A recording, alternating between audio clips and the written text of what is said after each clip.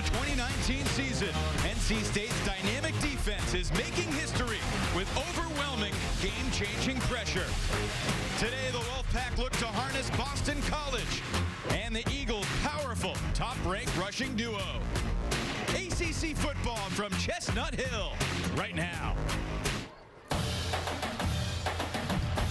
It's most definitely a business trip for Dave Doran and the NC State Wolfpack as they look to spoil a beautiful homecoming Saturday in Chestnut Hill, Massachusetts. Critical ACC Atlantic Division showcase today, NC State and Boston College. And our coverage of ACC football is presented by your local Ford dealer. Good afternoon, everybody. Evan Lepler with Dave Archer, Kelsey Wingert down on the field in just a moment. It's great to have you with us. We're midway through the 2019 season, and Dave, in the ACC, one thing's clear. Clemson's at the top. Georgia Tech seems to be at the bottom. The middle 12 in this league, anybody's guess, it seems like another 50-50 today. Evan, tremendous amount of balance in this conference. 12 of the 14 teams are 500 or better. It's probable, it's conceivable, at the end of today, the Coastal 6 of the 7 teams could be with one game of each other. I mean, it's an amazing season so far of the ACC. It is absolutely bonkers. And the easy headline today would be Boston College's great run offense, NC State's stingy defense. But this game could come down to the experience of the quarterbacks or lack thereof. Let's start with NC State. Bailey Hockman, his second start for the Wolfpack, first on the road. What do you like about his performance against Syracuse? Well, what I like about him is his knowledge of the game and his ability to kind of get his teammates to rally around him. Bailey Hockman, make no mistake, a tremendous leader. That's what Dave Doran has been drawn to. Hockman, the transfer from Florida State, sat out last year at Hutchinson Community College, comes in here, was not guaranteed a starting job. They said, hey, you got to come compete for it, and that's exactly what he's done. And he's the savvy veteran among the starting quarterbacks today because Dennis Grossell, in the wake of the unfortunate injury to Anthony Brown, Grossell, the former walk-on, it's his team now. Well, big surprise. I said, Steve, what do you like? Steve Adazio, what do you like about Dennis Grossell? He says, he's a tough guy, and that's exactly who Steve Adazio is. This guy's tough. He's a multifaceted guy, former baseball player, decided to come play football here at Boston College. He can run it and throw it. He's got a chance to have some impact in the game today. We talked to his teammates. They seem to have a lot of confidence in what Dennis Grossell can do to lead this team. He'll have his hands full. He's got a great offensive line, a great running game, but he's also going against a stout Wolfpack defense. And for more on that, it's time for our Honda startup. We send it down to the field to the third member of our broadcast team, Kelsey Wingert. Yeah, thank you so much, Evan. You know, we're in for a good one today. Like you guys said, you have two inexperienced quarterbacks and two defenses who are really looking to take advantage of that. And you look at the matchup today. You have the best run defense in the conference taking on the best rushing offense in the conference. And the NC State defense only allowing about 67 yards a game on the ground. And a big piece of that defense is our hardy start to watch. That is junior Louis Asush. You look at the season that he's had so far. 36 tackles on the season. He was just named ACC Linebacker of the Week, and he truly is having a breakout season. And speaking of Coach Doran, he told us the biggest key for Asush has been persistent. He said nowadays guys want instant gratification. If they're not playing, they transfer, and that is not the case for Asush. He has gotten bigger, he has gotten stronger, he's gotten more mature, he has stayed the course, and guys, it is for sure paying dividends not only for Asush but NC State as well. Part of the Wolfpack defense that accumulated 16 sacks over the past 2 ball games. You could not ask for a nicer day for football in October in New England. In the mid-50s, could warm up into the low 60s as the afternoon progresses. It's a great day for football. The two head coaches have really taken similar paths. They're both in their 7th year at this particular school. Dave Doran was hired 3 days before Steve Adazio was hired. And they're 3-3 against one another over the past 6 seasons. Adazio coming from Temple, Doran coming from Northern Illinois. They've got similar mentalities, Dave Archer. Yeah, two hard-nosed guys that ask their players to play as hard as they can for one another. It's a very much a team concept when you talk to Steve Adazio and to Dave Doran, and for the most part, that's the way they've done it. NC State getting ready to kick off. Before that, our keys to the game brought to you by your local Ford dealers. Hey, look at our keys for NC State. The inexperience, how much will that play a factor here as a team that's very inexperienced on the defensive side of the football? Got some young receivers, young running backs. And for Boston College, explosive plays. They want to pick some up, and more importantly, they need to prevent the Cardinals, or to prevent the Wolfpack from doing what the Cardinals did a couple weeks ago. Feels like a turning point game today, although you feel like that anytime one of these 12 teams in the middle of the pack, no pun intended, in the ACC come together. Levy and Glines are back to return. The Eagles won the toss and chose to receive. And right as Trenton Gill was approaching the football, the wind knocked it off the tee. It has been very breezy the past couple of days in Massachusetts. Last 3 meetings between NC State and Boston College, all decided by 1 possession. Let's hope we have another great one today. Short kickoff and returnable.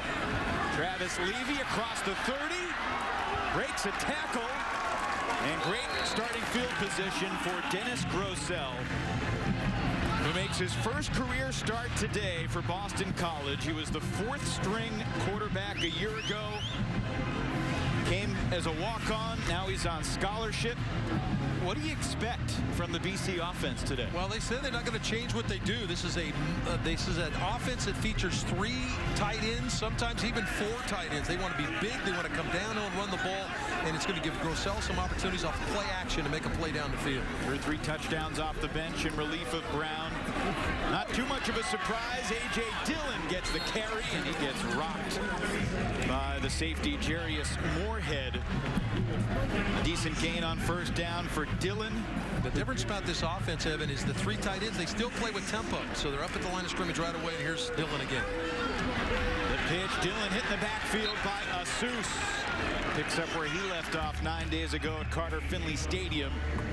Eagles have 3rd down coming up. Well, it's going to be important for NC State to make sure Dillon runs sideways, to not let him get downhill, because 250 coming downhill is a load. He has a tough time changing direction. Sometimes they want to get him going sideline to sideline. Empty backfield. Grosel's first throw of the day is defended. Incomplete. Tanner Engel breaks it up. And Boston College will have to punt. Engel, the leading tackler on this team, does a nice job. They go 0 coverage. Nobody in the back end. Come up with 7 after the passer. Force Grosel to a quick throw, and a good job by Engel to be right on coverage. Batted out there with the left hand on the slant route. There's Thayer Thomas, the dynamic returner for NC State. He had a touchdown return against Ball State back in September. Grant Carlson to kick it away for BC. Low line drive, it's going to bounce, and Thomas has it on the skip. Look out, folks. Thomas with a good return, and NC State will begin from their own 36-yard line. Second start for Bailey Hockman, but first the return for Thomas. Smart play by Thayer Thomas here. He realizes the ball's going to roll probably inside the 10-yard line, picks it up on the hop. Remember, this guy was a baseball player. That's like playing the outfield, scoop and get the ball back to the infield. Does a nice job of running upfield and gives NC State excellent field position to start their opening drive. Hockman has appeared in 5 of the 6 games this year for NC State, but made his first start against the Orange 9 days ago. Wolfpack felt he played well for the most part. At times tried to do a little too much.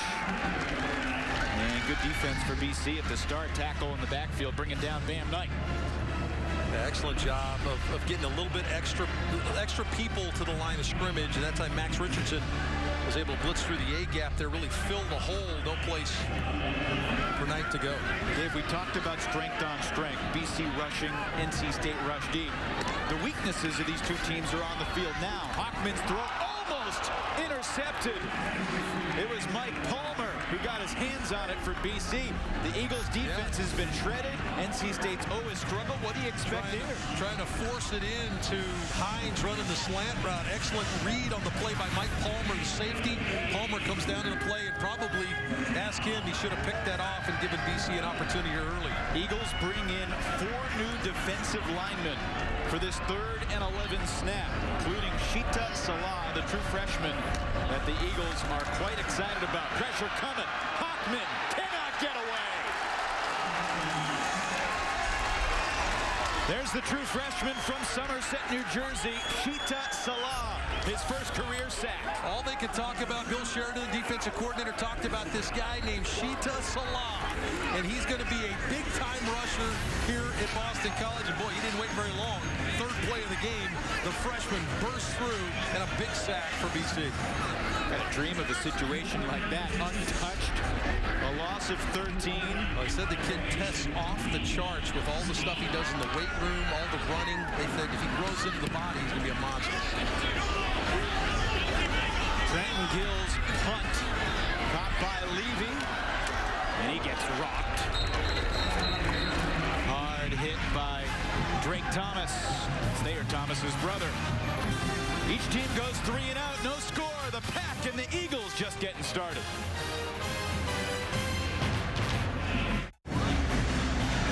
No score at Alumni Stadium between NC State and Boston College. Steve Adazio, for the 2nd time in 3 years, experiencing an injury to his starting quarterback.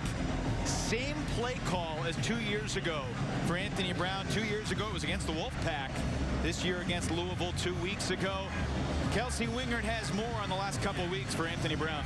Yeah, very unfortunate injury for Anthony Brown, who did undergo knee surgery on his left knee on Tuesday. Now, this is the 2nd time since he's been at Boston College that he's had knee surgery, but Boston College still really likes this guy. This is somebody who is staying in contact with his teammates. And speaking to Dennis Grosel yesterday, he said, Anthony and I are talking almost every day. He specifically told us about a conversation they had right before Anthony went into surgery, and he said, he just told me, be yourself, be relaxed. He said, these guys out here, they trust you. You're fine. Trust yourself. Trust your teammates. Trust your coaches. So, guys, it's easy to say Anthony Brown not on the field, but he is still making an impact on his guys on the field today. Absolutely. Great leadership there. Play action. Grosel denied again. Intended for Kobe White downfield, but it's Dunlap with the deflection.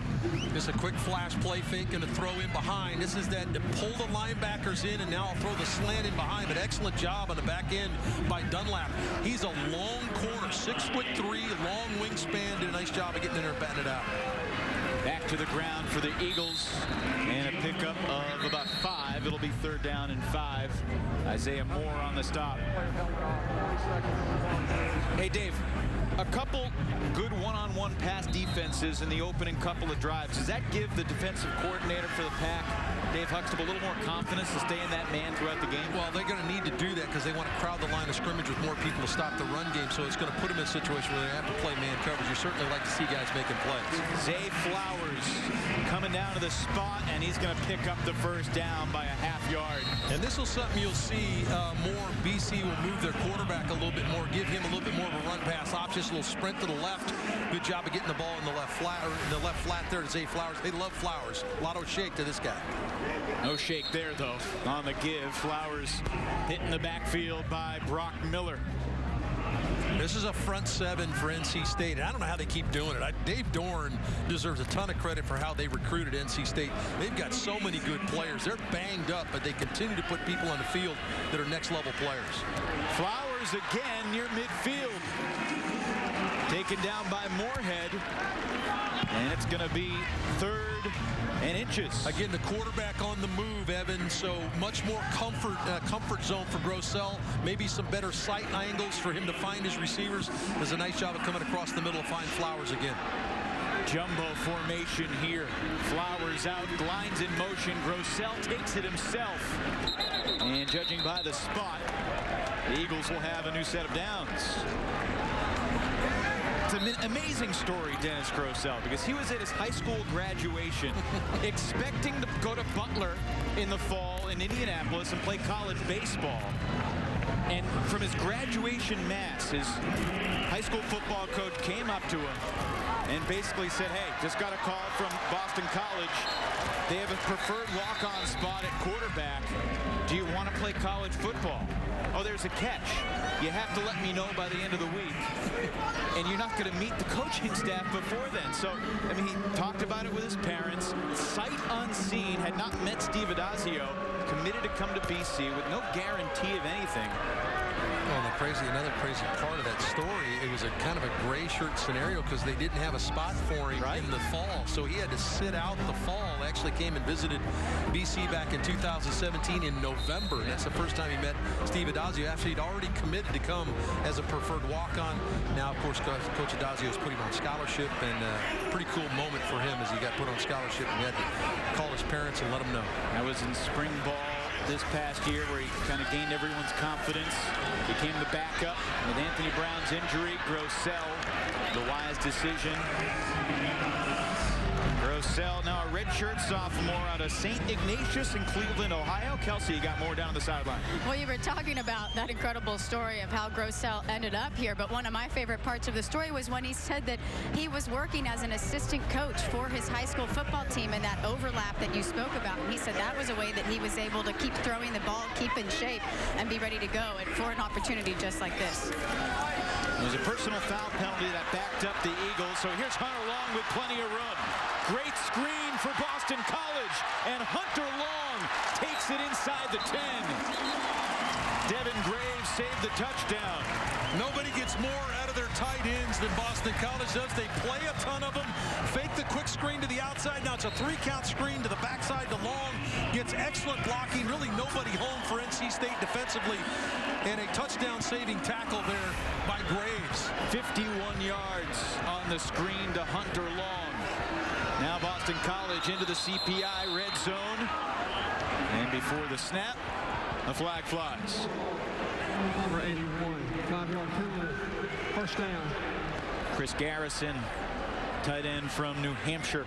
It's crazy, Evan, when you look at this offense, you think, okay, it's a pound you, run the ball, 3 tight end. This is an offense that came in with 19 plays of 30-plus yards on the year already, halfway through the year. They make explosive plays, these big people on the field. Here's A.J. Dillon, and he will bulldoze inside the 10 to about the 9. I think both coaching staffs had a stressful week game planning for this game. NC State's proud of what they've done defensively, but they haven't gone against a team with this many tight ends. No, they didn't have any tape to look at. There's nothing to kind of prepare themselves for either side of the ball, really, but certainly for this tight end set, they hadn't played anybody that wanted to play this physical. Dillon, the single back. Play action.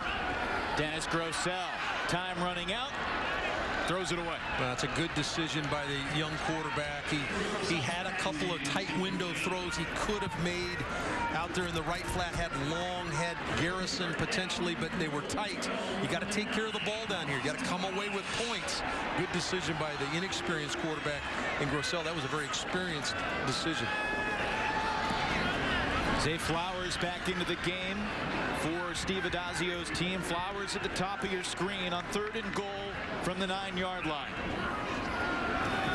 Grossell hit as he throws. The pressure came fast from NC State.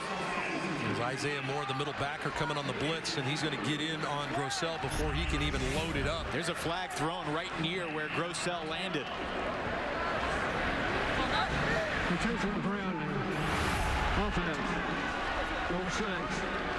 No receiver in the area. Hills and launches down at the spot of the pass. 4th down. Yeah, I'm not sure I agree with this one, Evan. I think he gets hit as he's throwing it, which makes the throw errant. I don't think he's trying to throw it away to avoid the sack.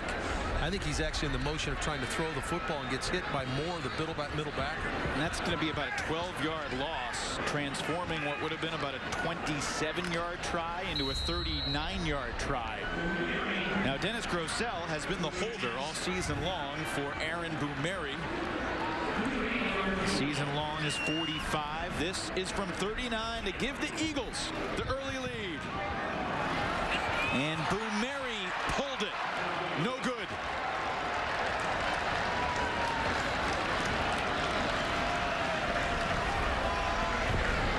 Missed opportunity for Boston College. They get the 51-yard catch and run from Hunter Long. Intentional grounding pushes him back. Field goal, wide left.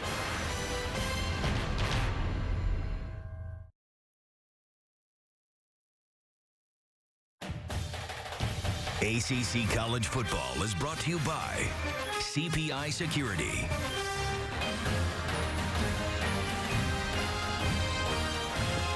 Beautiful autumn afternoon in Massachusetts. NC State set to begin its second possession. BC went 49 yards in 12 plays, but has nothing to show for it. So Hockman fakes the give to Zonovan Bam Knight and launches deep. And it is almost intercepted. Intended for Emeka Emezi. Pretty good coverage downfield by BC. Yeah, Michael Palmer again in position to make this interception. This is one you don't normally make as a quarterback. Little play fake. When you throw a post down the middle, if the middle safety's home, you try to stay off of the post. But probably a poor decision by Bailey Hockman to put this up to bat. Emeka Emezi, a great player, but Palmer in position probably should have had his second interception of the game. Not even midway through the first quarter, and he's a safety, and he's gotten hands on the ball twice. Little hitch and go, and it's incomplete, intended for Devin Carter down that same sideline. That's a well-thrown ball there on the fade route. Low percentage throw down the sideline, bump and run coverage, and a well-thrown ball by Bailey Hockman there. Bailey Hockman, a son of a coach, had a chance to do a couple of Bailey's games in high school at McEachern High School in Powder Springs, Georgia. Big-time player, went to Florida State, sat out last year. Got a great opportunity here with NC State. Third down and 10. Thomas was the man in motion. And that's the direction the ball goes. And there, Thomas goes nowhere after the catch. The ACC's leading tackler, Max Richardson. I think we're going to say his name a ton. They did last week in the Louisville game. He had 14 tackles last week. Max Richardson is the #1 tackler. 63 tackles on the year. Reads this quick screen, beats the block of Angeline, the tight end, makes the play, and forces the punt. That was a loss of 1 on that play. That's 2 drives for NC State. They've gone negative 15 yards. Again, Levy back to return.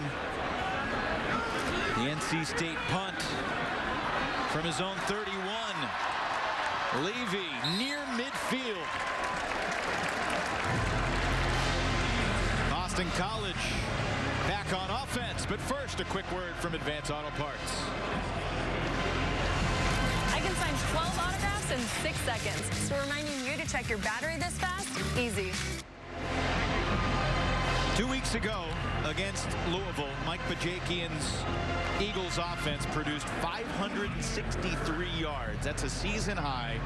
They had nothing to show for it in the win column, of course, but they don't expect a drop-off going from Anthony Brown to Dennis Grosel. No, but you got to cash these opportunities in. This is a short field opportunity, albeit it's against an unbelievably good defense. You've got to cash this in.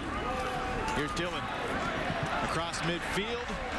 Spun down in the Wolfpack 45-yard line.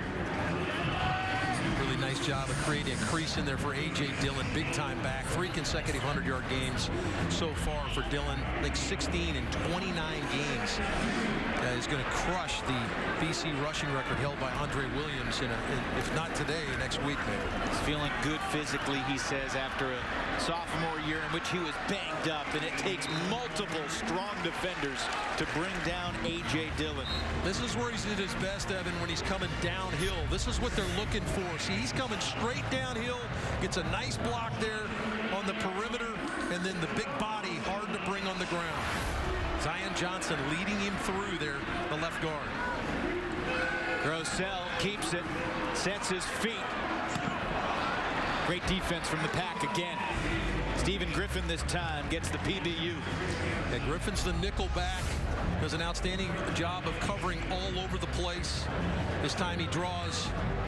Garrison does an excellent job of getting in with the left hand. NC State's done a good job of not grabbing in coverage. They're playing a lot of cover 1, which just means man coverage in the back end with a safety in the middle of the field. They're doing an excellent job of not grabbing downfield and creating fouls. High formation behind Grosel. This is the first carry of the game for David Bailey. sophomore picks up a couple. Jarius Moorhead with a stop. Well, you think third down. Think about it, Evan. 250-pound A.J. Dillon comes out. You think, okay, we catch a break. Here comes David Bailey at 240 and another downhill banger at running back. So you don't get any breaks when these two guys sub in for one another. That's Aleem McNeil, the 6'2" defensive tackle. Hometown kid from Raleigh, shaken up. We'll step aside. Third down coming up. SEC College Football is brought to you by your local Ford dealer. The Works Tri-Vac 3-in-1 yard tool. Get 10% off plus free shipping today only at trivac.com. And C-Max Micro Lubricant, available at Advance Auto Parts. An impressive tailgating scene outside Alumni Stadium on this homecoming Saturday. And it was just a picture-perfect morning for a fall October night. Into the morning here in Chestnut Hill. Steve Adazio greets a third down here, and especially in this part of the field, they might try to pick up 4 or 5 yards on this 3rd and 8 to set up a 4th and manageable. Yeah, Coach Bajaki and their offensive coordinator talked about how a lot of times we'll play 4 downs, so they may be trying to just get to that area where they think they can go for it. By the way, Aleem McNeil did walk off the field under his own power. The injured member of the pack. Grossell looking deep. That ball dislodged at the last moment. Intended for Garrison.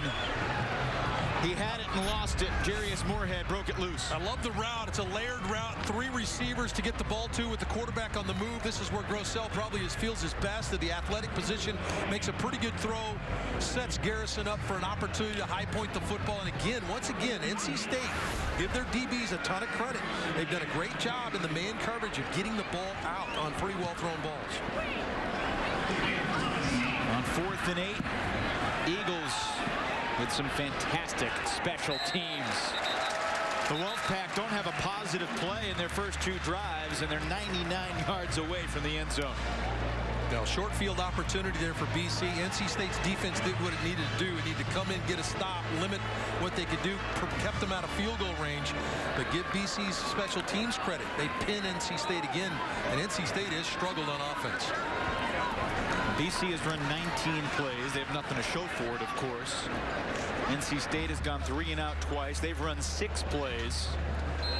A lot of coaches in this situation like to take a shot because a lot of times defensive coordinators will hug up trying to make a play, maybe get a safety, and you get one-on-one coverage on the outside like you get up at top there at the screen. They're going to go with a quarterback sneak just to get a little breathing room. Hockman, 6'2", 208 pounds, and picks up a couple. Jordan Houston, the other freshman running back, has come in the game. In fact, NC State basically 3 freshman backs. Ricky Person Jr., the veteran of the group, the sophomore, missed the Syracuse game after an injury against Florida State.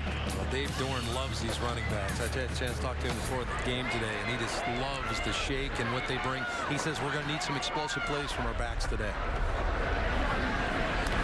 Hockman in his own end zone to throw.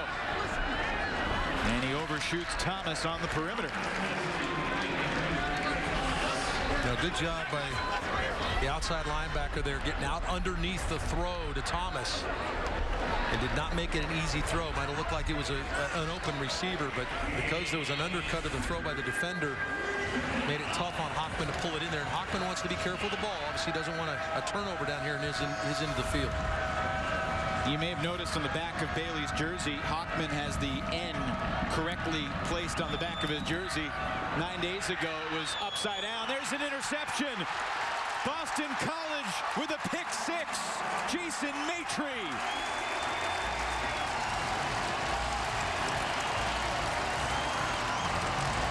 Well, Maitre gets the touchdown here on the undercut on the throw in man coverage, but give Max Richardson a ton of the credit, an assist, if you will. The pressure by the linebacker forces Hockman to throw the ball under heat.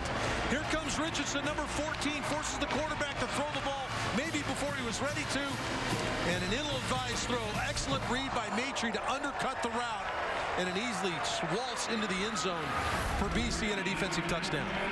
Matry's one of those talented freshmen that the Eagles think has potential. They live with some mistakes, and his first marquee play comes in the opening quarter against NC State on homecoming at Alumni Stadium. Well, Jason Matry, the freshman, as Evan just described, his first career interception as a Boston College Eagle. Not bad. Pretty good memory for him. 8-yard return for a touchdown and puts his team in front. Made his first career start against Wake Forest at the end of September. Had a season-high 9 tackles against the Cardinals. And Boston College, their defense has been shaky at times, but they have been excellent at stealing the football from the opposing offense. Well, it's a phase game, right? It's the different phases of the game washing the other one's hand, right? The special teams set up that opportunity. Great job of downing the ball on the 1-yard line. Backed up NC State. NC State been struggling a little bit moving the football. And then you get the pressure by Richardson, the Matry steal. And Boston College, who really has had pretty good field position offensively, really hadn't done much with it, missed a field goal. Defense takes care of business, puts points on the board. Came into today 11th in the nation in turnover margin. Danny Longman to kick off. Keon Lassane is back, and I'm not sure what the Eagles kicker was thinking there, because that didn't come close to the end zone. Now, he'll want to exit the field down where the tee is, because he's not going to want to see Steve Adazio for a little while, and that's exactly what he's doing. He's going off the field about 50 yards from where Adazio is. NC State will begin from its 35-yard line. The Wolfpack will have their 4th possession. They have not done much so far on offense. As we check in with Kelsey on the sideline. Talking about Dennis Grosel, how he's making his first career start here at Boston College, and speaking to his coaches, they just tell us that he's a cool cat. They said no stage is too big for him, and you guys down here on the sidelines, you would never know that this isn't a veteran quarterback. He is getting into those huddles. He is commanding attention. He is leading this team, and this stage, like they said, doesn't seem to be too big for him. No gain for Jordan Houston there for NC State. Yeah, the story right now for me in the game right now is how well BC's playing defensively. We talked to the coach Bill Sheridan yesterday, and he likes his guys, but they're having to play a ton of guys that maybe not quite ready to play because of some injuries, or some guys that have been here for a long time that have finally earned their right to play and weren't starters prior to. But they're doing an excellent job against NC State's offense. Bill Sheridan, the defensive coordinator, no relation to the longtime NC State coach Dick Sheridan. And the most positive play of the day for NC State, picks up a dozen and creates a first down out across the 45-yard line. Now you want to try to get your big timer involved, and that's Emeka Emezi. Excellent player. Gets the inside area, gets the zone, a little bit of a zone pressure, but he just finds a little hole. Hockman on the same page with his receiver. You want to get Emezi involved in the game. 6'3", 210, big-time player at the receiver spot. Hockman was 1 for 6 for -1 before that 11-yard completion. Look out, Thomas can throw it just like he did against Syracuse. Thayer Thomas completes it on the double pass. Devin Carter into Eagles territory. Well, and you run it on the freshman corner, right? Matry is the guy that just made the play. Matry comes off of coverage to come up and make the play on the screen in the flat to Thayer Thomas, and Thayer Thomas shoots one down the field. 24-yard gain on the pass from Thomas. Hockman's going to keep it himself. Tucks it in his right shoulder and takes it out of bounds. Now, better job this time by Hockman to take care of the football here. This was tight coverage. Dave, there's a joke among Wolfpack fans that Thomas might be the best quarterback on the team. Now in his career, he's 4 for 5 passing for 130 yards and 3 touchdowns. This was 9 days ago in Raleigh. Yeah, he's got another completion today. Thayer Thomas, a multifaceted guy, returns kicks. We saw a really good punt return from him earlier. Now he's got a completion today. They need Thayer Thomas to make some plays. On 2nd and 3. Anticipating the play was Mike Palmer. But Palmer has been everywhere today. They talked about him being around the football. Probably should have 2 interceptions today. How about him reading this play in the flat? They came with pressure off the edge. Palmer's responsibility in coverage was that left flat area, and he was right there, Johnny, in the spot to make the play and force 3rd and long. The 5-yard loss transforms 2nd and 3 into 3rd and 8. Number 2 tackler on this team for Steve Adazio and Bill Sheridan on that defensive side of the football. Palmer, he's been everywhere so far today. Keon Lassane caught the pass. and lost 5 yards. So this is a defense that has not handled third down very well. Teams converting at 49% on third down, and NC State looks like they're going to burn a timeout and tuck it over. Dave Doran will let his offense think about it. And Boston College defensively, they weren't great a couple weeks ago. They've been much better so far today. Yeah, they've done an excellent job of taking care of business, getting after the passer, limiting the run game, making it tough on Bailey Hockman. In fact, forcing him into the one mistake that has points on the board today as BC returned that one for a touchdown. One thing that Steve Adazio said last week that I thought was really interesting. You would think during the bye week, when the defense was struggling, they would self-scout, focus on them. He says that they did 3 really good days preparing for NC State during the bye week. He thought that was right for this football team. So far, so good. Well, sometimes you flush the bad memories out of the mind by moving on to the next opponent, right? And I think that's what they tried to do. Trent Penix is the third Wolfpack running back in the game on this third down. Hockman slings it downfield, completes it. And dragging defenders inside the 10-yard line. Devin Carter, first and goal. Well thrown ball by Hockman here. Thought he got it out a little bit late, but throwing that bang-it post or the seam post, shoot it in there. Nice job putting it right on his receiver, Carter. This is Penix inside the 5, and to about the 4. Penix, the recipient of that Thayer Thomas 32-yard touchdown against Syracuse 9 days ago at Carter Finley Stadium. This is an offense that can run it down here, 11 rushing touchdowns, so it's not something they've been able to come off the ball and pound people in the run game when they've needed to here down close. They've scored in 24 of their 25 red zone trips this year. Bam Knight to the 1. Smallish running backs, too, Evan. When you start talking about the running backs, Knight's only 195 pounds. Houston only 185 pounds. Really, Penix is the guy you got to bring in at 225 pounds. It's the pounder. This is about muscle here. And Knight does not get to the goal line. Didn't even get close. Maybe lost half a yard. It's 4th down. Well, Tanaka Rafa, the inside defensive tackle, is the guy that kind of seals the door. Max Richardson there as well, the leading tackler. So gang tackling by BC and forces a 4th down situation here where Dave Doran hasn't hesitated. He's going to keep his offense on the field. No sign whatsoever of Christopher Dunn. Thayer Thomas, Devin Carter at the bottom of your screen. Tabari Hines, Emeka Emezi up top. Bam Knight alongside Bailey Hockman. And he throws incomplete. He had him. It's going to be a quick throw.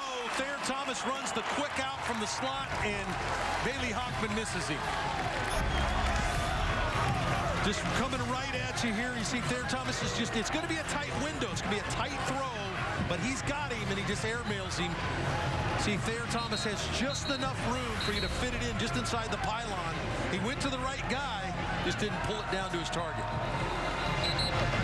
Hockman guides a 10-play, 63-yard drive, and the Wolfpack come up empty. Eagles will take over at their own 2-yard line. Missed opportunities for both teams, the story of this first quarter. Certainly the defenses have played a huge role, and here's an opportunity now for NC State to flip the script. We saw NC State's offense have a tough time moving it off. Let's see if BC can move the ball out of the shadow of their own goalpost.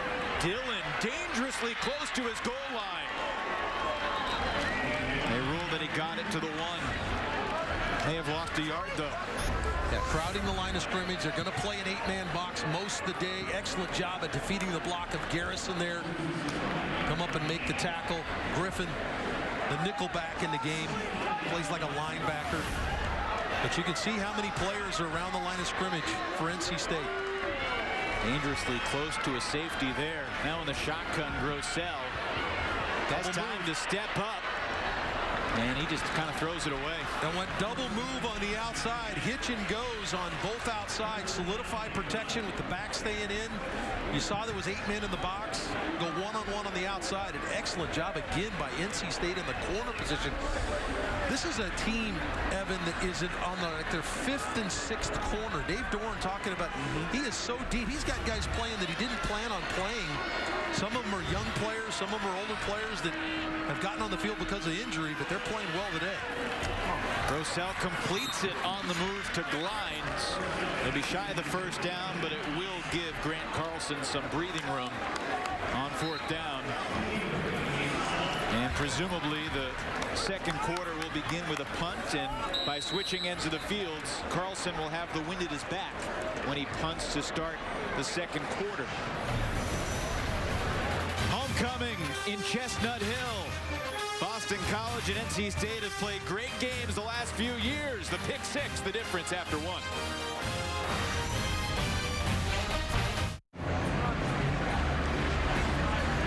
Welcome back to Alumni Stadium, everybody. It's Boston College in front, 7-0 over North Carolina State.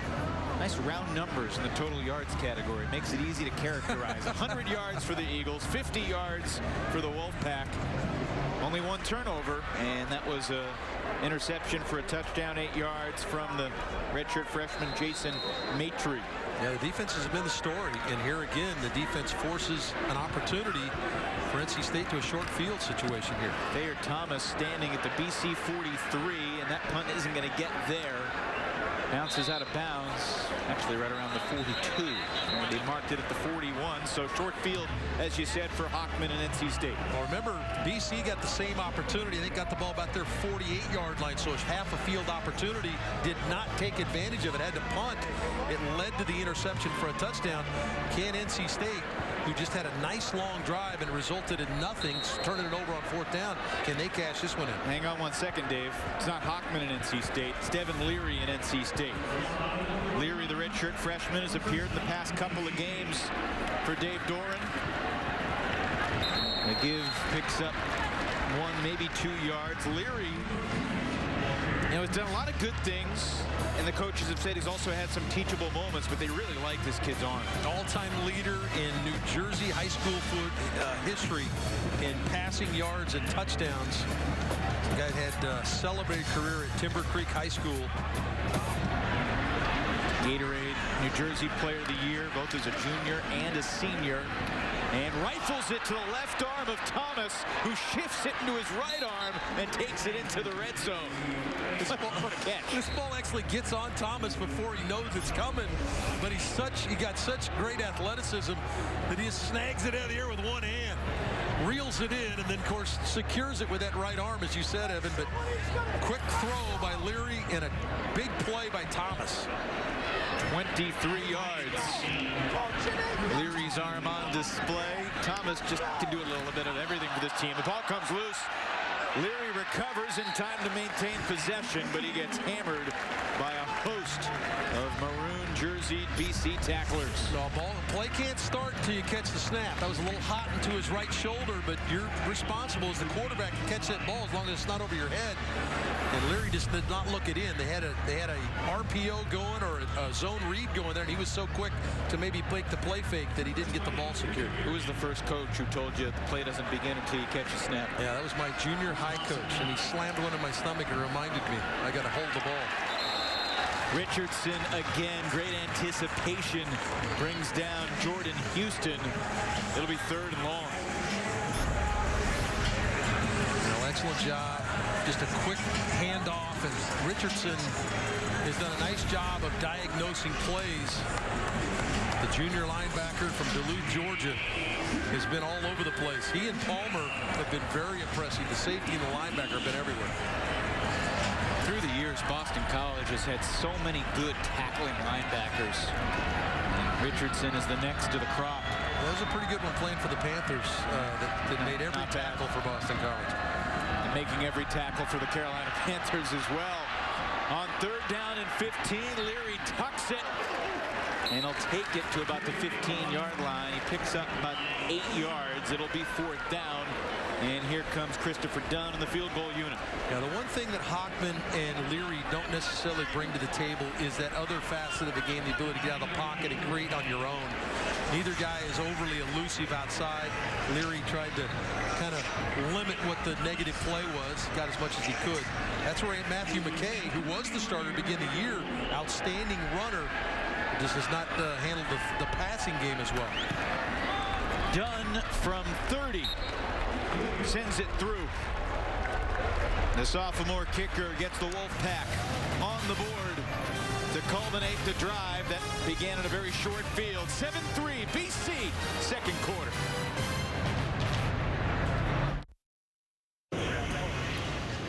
Well, the legend Doug Flutie immortalized outside Alumni Stadium as we bring you today's Greatness Made Here, brought to you by Synovus. NC State likes to talk about how their QBU, both of these teams have great quarterbacking legacies. Yeah, absolutely, and everybody remembers this play, right? 1984, Eagles, Hurricanes. Doug Flutie became a legend on this day, finding Gerard Phelan in the end zone. Great football player in college, great football player in the NFL, great football player in Canada. Guy played everywhere, was a spectacular player, great teammate as well. The jerseys from that 1984 day look a little similar to what we've got today, right, Kelsey? Yeah, you might notice the Eagles rocking some throwback uniforms, and that is in honor of the great Doug Flutie. Now, they said that these specialty uniforms showcase the school's tradition and history. If you start with the retro BC shoulder logos and the block number font on the front, and then the maroon face mask, the traditional gold helmets, but the stripes on the sleeves and the side panel of the gold pants pay homage to the uniform and style of play of the 1980s. You guys were talking about Hail Flutie when that happened, and in 1984, the year that Flutie won the Heisman. So they're bringing back some history with these unis today. Well, I got a text right before kickoff. Doug texted me his new phone number and said, "Go Eagles." So he's not very far from watching what's going on with the Boston College Eagles. Actually have a chance to be around Matt Ryan with my duties with the Atlanta Falcons in Atlanta. And Matt said he'd be watching today too. In fact, he said, "Tell the young quarterback, hey, we're all pulling for you. Get in there and play." I don't know if I put more pressure on him after I told him that Doug Flutie and Matt Ryan would be watching, but they're looking for you to make some plays. You are a first-class name dropper, my friend. Here's A.J. Dillon on the first down carry, and he will spin for first down yardage out to the 37-yard line. Again, Dillon going downhill. That's what they're looking for him to do. There's a little wide toss, but he gets those shoulder pads going downhill towards the goal line. He's very tough to handle. Actually spotted the ball just a half yard short. So now Dillon picks up the first down on 2nd and inches. And 2 good carries for the Connecticut native to begin this drive. Now, 2 years ago, he had a pretty big game against the Wolfpack defense, ran for 196 yards, did not play in the game, didn't even make the trip to Raleigh last year because of the nagging injury. A.J. Dillon, look out.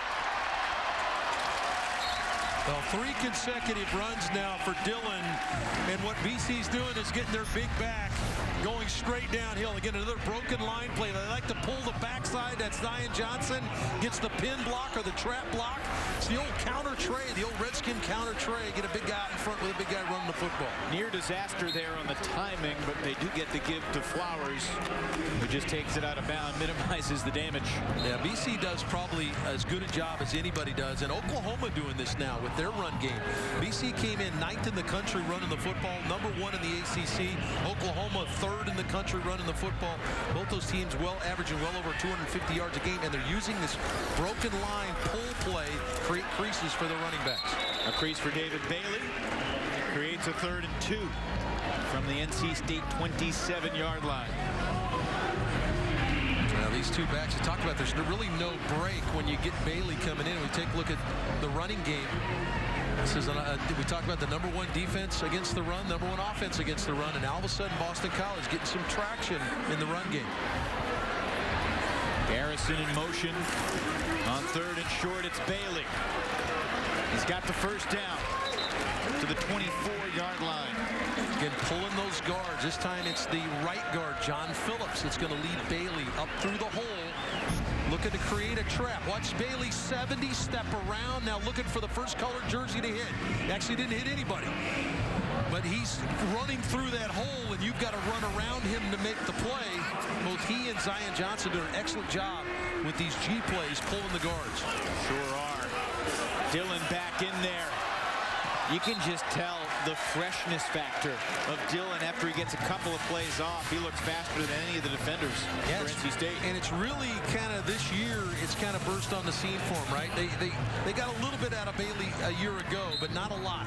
And so it was Dillon's show. Now with the two guys, and both of them as big as they are, you said it, they're fresh. They got this big offensive line coming off the ball, and they really grind you down. Dillon averages 24 carries a game so far this year. They fake the pitch to Dillon. Instead, it's Flowers who loses a bunch. Spotted back at the 20. He lost 7. Looked like Tanner Ingle, the safety, gets up in the line of scrimmage. This is what you start doing now as a defense to limit the run game. You need to have a hat in every gap. And here is the free safety, Ingle, up around the line of scrimmage. He makes the play in the backfield. 2nd and 17. A.J. Dillon, 11 of 75. Here's his 12th carry. Stumbles over the traffic underneath him and picks up 4. Now, what you want to do as a defense with these big backs like this, more often than not, they're not quite as nifty or as fleet of foot. Now, Dillon would belie that a little bit, but if you can stutter step their feet, you can get to them quicker and get them on the ground because they're not as quick to step on the accelerator. There was a little bit of that right there. If you're Dennis Grosel here, don't make a mistake, right? Absolutely. You got points in your pocket potentially. Quarterback draw. Grosel hit just shy of the 10-yard line. And I said potentially because they've already missed a short field goal today. Darius Moorhead with a stop for NC State. That was a heavy dose of Dillon on that drive. To march him 63 yards in 10 plays. And here's Boumeri, who missed from 38 in the first. Yeah, he's only got 3 misses on the year. He's 5 of 8 on the year. All 3 misses have come between 30 and 39 yards. This one is from 28.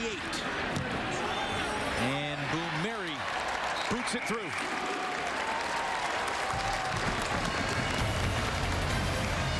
Boston College riding its strong offensive line downfield. 3 more points for the Eagles. 10-3 BC after the drive in which they did not throw the ball. 11 plays, 10 of which were rushes. The last play, the field goal attempt. No passes, but they bulldoze it down the field. Dillon carried it 5 times. Bailey a few times as well. Flowers and Grosel. Kickoff sails through the end zone, and NC State will begin from its 25-yard line.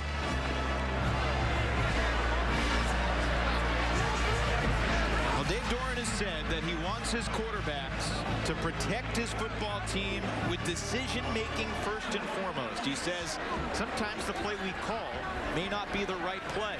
Don't try to be a hero. Get us to the next play. Yeah, and so far that has not happened. Hockman has the one big mistake in the game, picked off for a touchdown. So Leary now getting his opportunity, the redshirt freshman from New Jersey, his 2nd drive. Leary completed 1 pass. That was to Thomas for 23 yards. Led to the NC State field goal on the last possession. Running game has not helped him out much, though, today. Jordan Houston going nowhere that time. BC really getting after it up front defensively. Once again, Carafa, 48, is going to make a problem initially, and then Valdez is going to polish it off.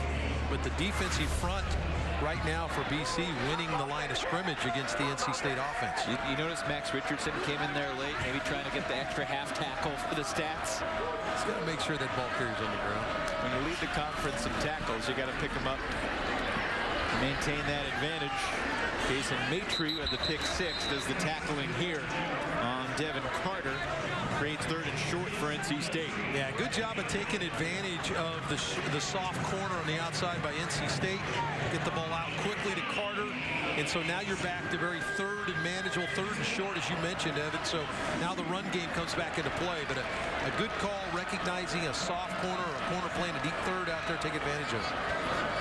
NC State with co-offensive coordinators Des Kitchings and George McDonald. And on third down, it's dropped by Emezi. Leary put it right on the number 3. Boy, that's what you don't expect. You don't expect your big-timer, Emeka Emezi, to drop a football. It's a well-thrown ball to the outside on the slant. Puts him right on the numbers. I talked to Dorn this morning, and he talked about how lively Devin Leary's arm is, and I didn't think he put too much on that. That's one that certainly Emezi has to pluck out of the air for a first down. Kobe White back to return the punt. And he shanked it into the NC State bench. Trenton Gill with his head down as he heads to the sideline. Now that was the Danny Noonan punt. It landed in the lumberyard. That ball spotted in NC State territory. BC takes over the Wolfpack 47. 13 points so far in the game. Boston College with 10 of them, and just a 13-yard punt moments ago. It's time for our Aflac Trivia Quiz. How many current ACC teams have won an AP championship since the AP poll debuted on October 19th, 1936, 83 years ago today? No idea. No idea. I can't wait to see. Somebody's researching that one hard to try to find that one. A.J. Dillon back in the game. 12 carries for 79 yards, and now 13 for about 82 as he picks up 3 to begin this Boston College series. Hey, real quickly, I want to send out a get well soon. Emerson Myers, who's Annabelle Myers' daughter. She's the SID outstanding sports information director for NC State. Does a great job providing us information. She was not able to travel for the first time in forever. Stayed home with her daughter who's sick. She's feeling better. Get well, Emerson. We're thinking about you. It's certainly she had 102 temperature or whatever, but certainly excited that the fact here she's getting better. But Annabelle, we miss you. Wish you were here with us. Offense over 70. 10-yard penalty. Still second down.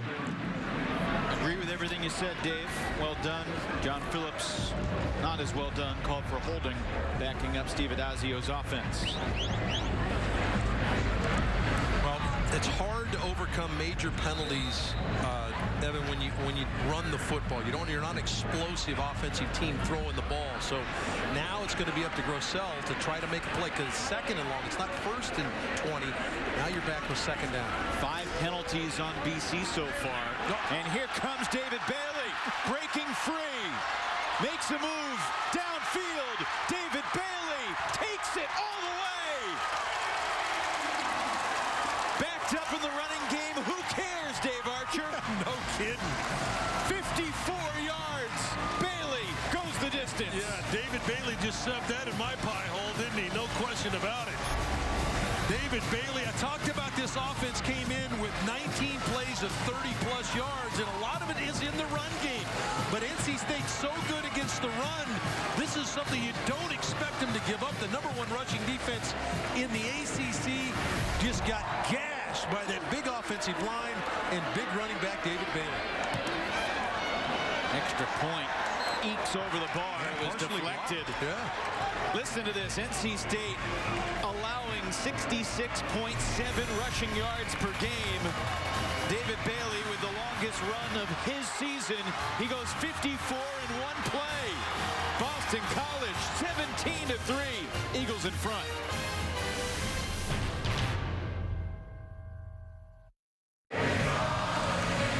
The top-rated running back from the state of Maryland in the 2018 recruiting class, David Bailey, goes 54 yards for the touchdown. Our five-star drive summary brought to you by Yellowwood. A penalty pushed him back, and then Bailey took him 54 in less than a minute. Who cares if it's second and long? We got to play for that. Let's give it to one of our big guys and let him go downhill. I'll show you the replay after the kickoff. It was pretty clear that NC State had a chance to make the play, and one of the reliable linebackers just came up empty, whiffed on the tackle. Well, the 8-man box is designed to have one man in every gap, and as it turns out, Isaiah Moore, number 41, the middle backer, focus on him. Isaiah Moore, number 41, he's clean in the hole to make the play. He misses the tackle. There's a hat on everybody else, and off Bailey goes to the races. When you have 8 men up in the box and you've got a man dedicated for every gap, you have to make that play, and Moore misses the tackle. That's how tough these two backs are, Bailey and A.J. Dillon, to get them on the ground. Such big body guys, they can throw you off him. And they sure wear on you over the course of a game. Bam Knight, the running back for the Pack. As we get a whistle, the clock stops with 5 minutes remaining in this second quarter. You know, usually when you see a team that can run the football like Boston College, you see the rushing numbers. Usually you're pretty good against the run as well. This is a Boston College defense that has not been that. Gave up 236 yards to Louisville last week on the ground. Teams are averaging just under 200 yards a game. That kind of belies when you're normally good against the run, it's because you have a good rushing team. Hasn't been that way, but it is today. Leary rifles it downfield, intended for Thomas, who was hit right near when the ball arrived. Maybe a tad early, but the throw is not on target. Yeah, Leary working against Thomas on the outside. It's a deep curl route. Get there a little bit early. Ball was kind of errant. Maitre, the rookie, has the interception return for a touchdown. Got away with it. Sometimes it's what you can get away with out there, Evan, than what they call or what the rule potentially is. 3rd and 11. Wolfpack 1 for 7 on 3rd downs so far today. Leary throws it short of the marker. And it creates 4th and short from the 33. Yeah, just good disciplined zone defense from Boston College. Everybody where they're supposed to be. You leverage the player that ends up with the football. Leary makes the good decision. They're playing deep.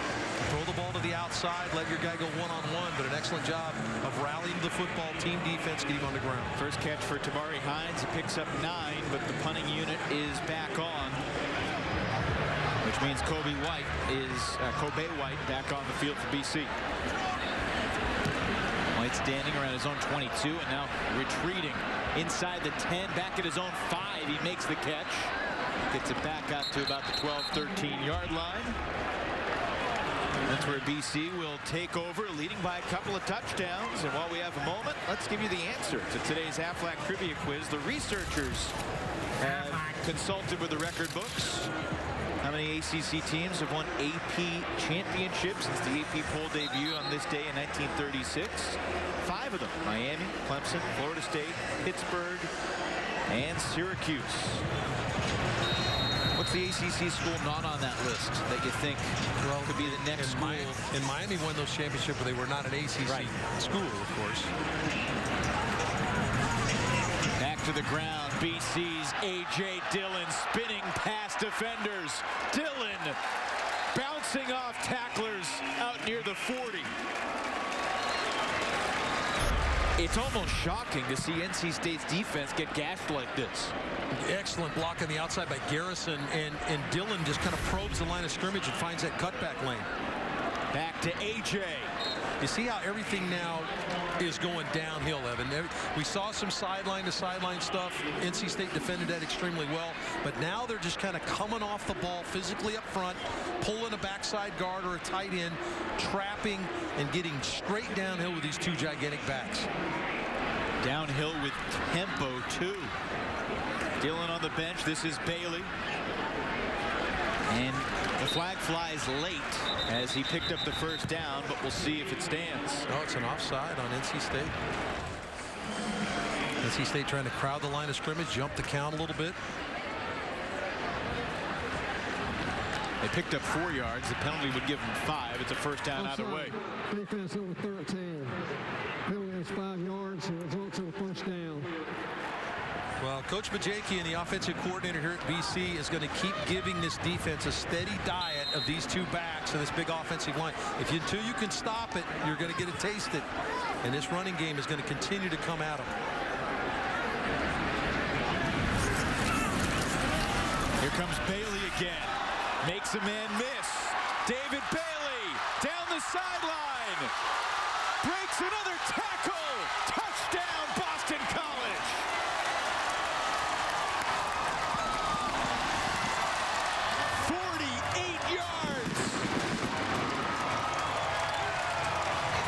You get so caught up on the inside and defending that downhill running game that both these backs have the ability to bounce it. This is a little bit more of an inside zone or stretch play where he can bounce it to the outside. And both Bailey and Dillon have the ability to do that, have the athleticism as a big back to bounce it, get one-on-one with the corner. And most corners aren't interested in tacking 250. Boston College has rushed for 232 yards in this first half. So you just bounce it to the outside, and that's a one-on-one play. Dunlop has to make that play. He's the only defender out there.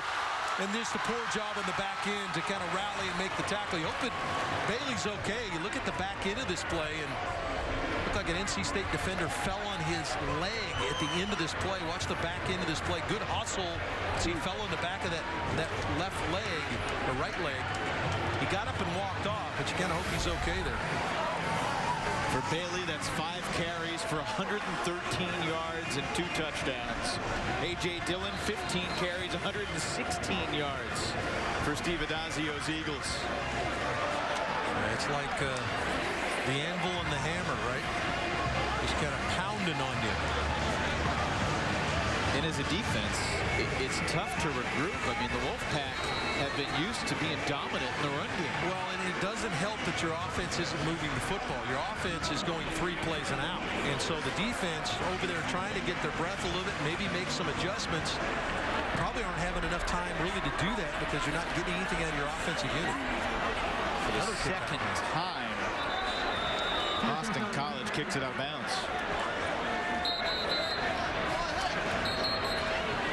Not ideal for Danny Longman. And once again, he exits the field about 30 yards from his head coach. Steve's got to be feeling really good about the way his offensive line and running backs are controlling the football game with his young, inexperienced quarterback. He needed to run it. They needed to be able to run the football, and they've done that.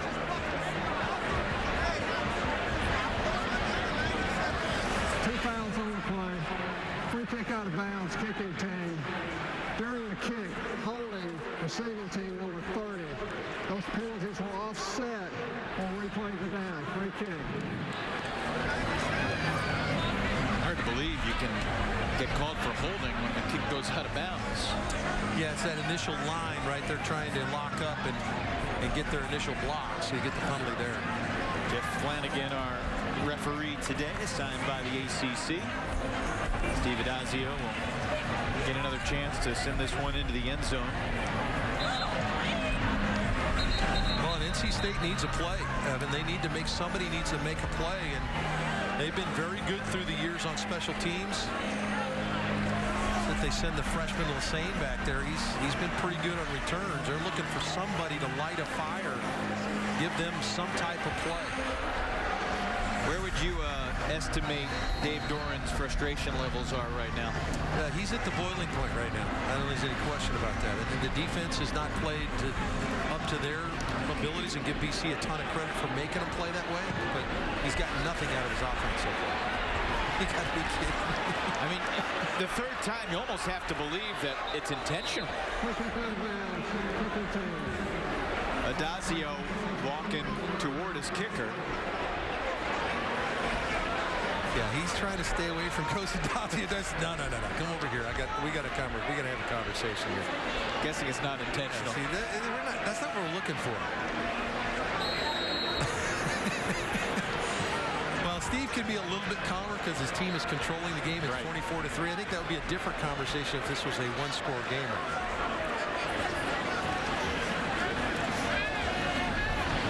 Trent Penix motions to the outside. Devin Leary gets hammered. Look out. Here comes Max Richardson. Well, Richardson, number 14, nobody accounts for him. He just comes from the second level, that linebacker level. That's what a lot of times you see quarterbacks point out who you're responsible for up front. You go empty backfield. Penix motioned out of the backfield. You only have 5 guys to protect. And a poor job of NC State sorting out who that extra rusher was going to be. Max Richardson with his, he's got about 2.5 sacks on the year. He's been everywhere, though. Unblocked, loss of 7. Leary, quick throw. Emezi out near the 40.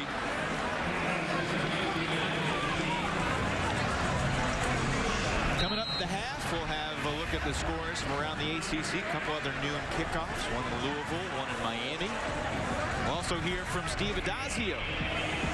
And first half highlights and stats as well. That's all coming up in less than 2 minutes of game time. Yeah, big games across the conference today. How about Duke and Virginia going head-to-head? Of course, most of you will see North Carolina and Virginia Tech at 3:30. Pretty good defense downfield, a late hit and a late flag. And we'll see if the flag was for PI or for the late hit from Mike Palmer.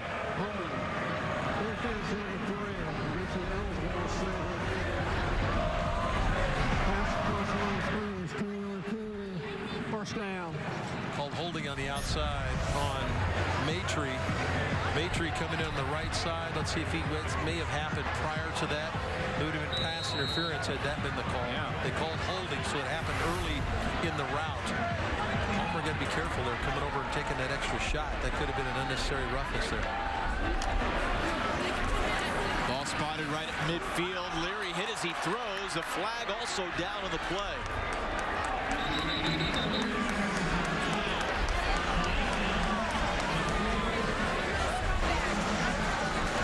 And the flag looks like it's for a pre-snap foul.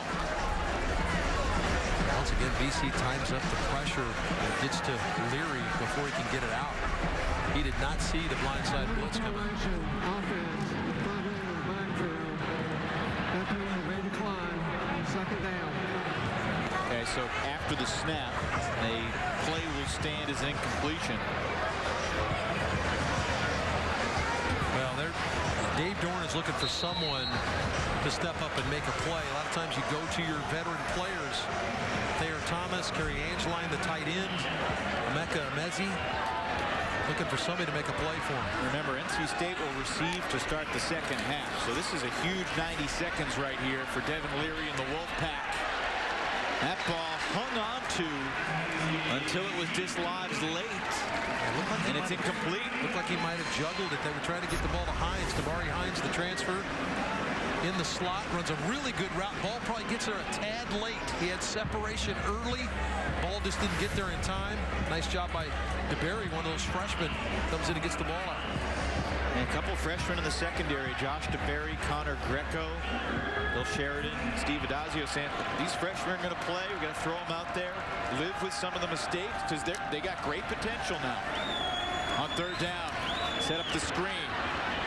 Trent Penix brought down well shy of the first, 4th and 6. Just didn't get any help from his offensive line. Trying to get Josh Fed-Jackson, the big right guard, number 66, out in the play. He got hung up protecting. And so, as it turns out, you got no personal protectors in the screen. And a good job of reacting by BC defensively to get Penix on the ground. Eddie L. Attrack, grad student from Orlando, makes the stop. Yeah, one of those guys has been around here forever. Attrack, this is his 43rd game. El Attrack, big safety, played a lot of special teams here, but finally getting his opportunity as starting safety. And had not started a game before this year. Started the Virginia Tech game, the great opening day win for BC. Timeout called by Dave Doran right before the play clock expired. Well, Dave Doran expected his defensive line to be tested today. Boston College has aced the first half exam. Well, this was the game within the game, was the run game of BC and their big offensive line and backs against this outstanding defensive front seven, really, for NC State. But Bailey and Dillon have worn out the Wolfpack on the ground. You thought that Dillon might be the headliner. It's been Bailey. Dillon over 100, but Bailey has 2 wrong touchdown runs. And the 2 big backs have brought the hammer to the dance. The Eagles with 202 rushing yards in the second quarter. Boston College has not thrown a pass in the second quarter, and they're outscoring NC State 17-3 in this 15-minute block. Gill's punt. White lets it bounce right near the pylon, and that is marked at the 1-yard line. Yeah, unfortunately for NC State and Dave Dorn, they've had to burn timeouts. That'd been a more significant play had they had their bank of timeouts left. But with only 1 timeout left, they'll just have Grossell lean forward here. Make NC State burn 1 timeout, maybe do it again, and they'll be off the field. I can't imagine this being any more than quarterback just falling forward here twice, and BC will go in with a nice lead at halftime. Dennis Grossell certainly hasn't been flashy. 70 yards passing for him. 51 of those were on the long run after the catch by Hunter Long, just as you predicted. Grossell leans forward, picks up a couple. NC State not even going to waste the time with the timeout. I'd make them snap it 1 more time deep in their own territory. You could get a fumble snap, but they won't do that. How about what Boston College has done behind Dennis Grossell in his first career start? This is a guy that they tried to rally around, and they expected the high level of play to remain. And with backs like Dillon and Bailey, Boston College's offense has been humming in this first half today. NC State will receive the second half kickoff, but Boston College in good spirits. Let's go down to Kelsey. Thank you so much. Down here with Coach Adazio now.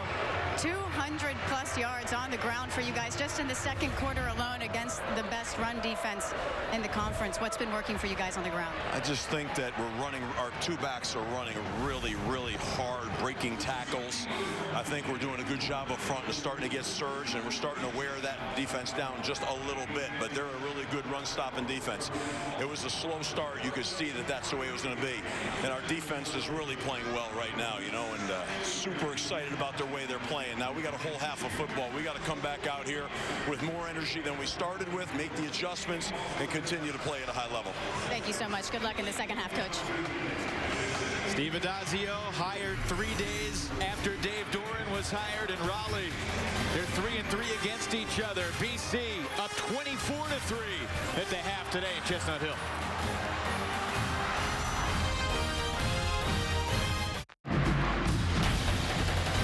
Back at Alumni Stadium in Chestnut Hill, it is halftime. Boston College 24, NC State 3. Inside the press box, Evan Lepler, Dave Archer, great to have you with us. I got to ask you what you're more surprised by in that first half. Boston College running all over NC State's D, or the Eagles' defense stymieing the Wolfpack O? Yeah, 2 great points, and I think that both groups are playing extremely well. I guess I would probably lean towards the strength versus strength. The run game of BC, thought they might get some out of it, didn't think they'd dominate the football game, which they have so far. 100 yards plus for Dillon, 100 yards plus for Bailey. They didn't throw a pass in that second quarter, and they still dominated. Perfect recipe for an inexperienced quarterback is to lean on 2 big running backs, and they've done that. Unbelievable stuff from the Eagles in this first half today, and this is just the first half of our ACC football doubleheader coming up at 3:30 on most of these same stations. Tom Wormy, James Bates, Abby Labar have the call in Blacksburg, the Tar Heels, and the Hokies. Should be a fun game. You got a team that's 4-2, another one 3-3. Virginia Tech has struggled defensively. North Carolina's got the young quarterback that has a flair for the dramatic. Should be a lot of fun. Anybody who tries to make a prediction of what's going to happen in the Coastal, just don't even waste your time. time because it's chaos every week. Expect nothing different today. Last night at the Carrier Dome, nice win for Pat Narduzzi's Pitt Panthers. Clemson up 17-3. Georgia Tech hanging tough with Miami down at Hard Rock. Yeah, Georgia Tech giving Miami all they want down there. Miami really quietly in position. Remember their win over Virginia? They're sitting in a position where they could make some noise if they can win a few games here. That Coastal Division is really tight, no question about it. And in the Atlantic, you look at Florida State, Wake Forest later tonight. NC State's next game is at the Demon Deacons a couple weeks from now. Boston College, their only home game remaining after today. The Seminoles in a few weeks in November. Yeah, how about the win by Louisville? Louisville is taking on the number one team in this conference, certainly Clemson. But Louisville had a good win last week against a Wake Forest team that a lot of people, I think we all started to believe, well, maybe Wake can give Clemson some trouble. They maybe still can, but now they're looking up at Clemson as opposed to side by side. One of the wildest ACC football games I've ever seen. 62-59, Louisville over Wake Forest in Winston last Saturday. David Bailey trying to make some history today. Eagles by 3 touchdowns in the half.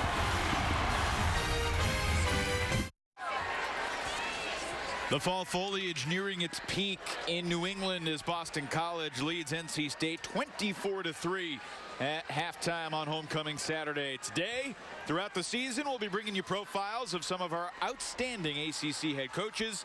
And today we continue that tour with our conversation with Boston College head coach Steve Addazio. This is Driven, Steve Addazio, presented by your local Toyota dealers.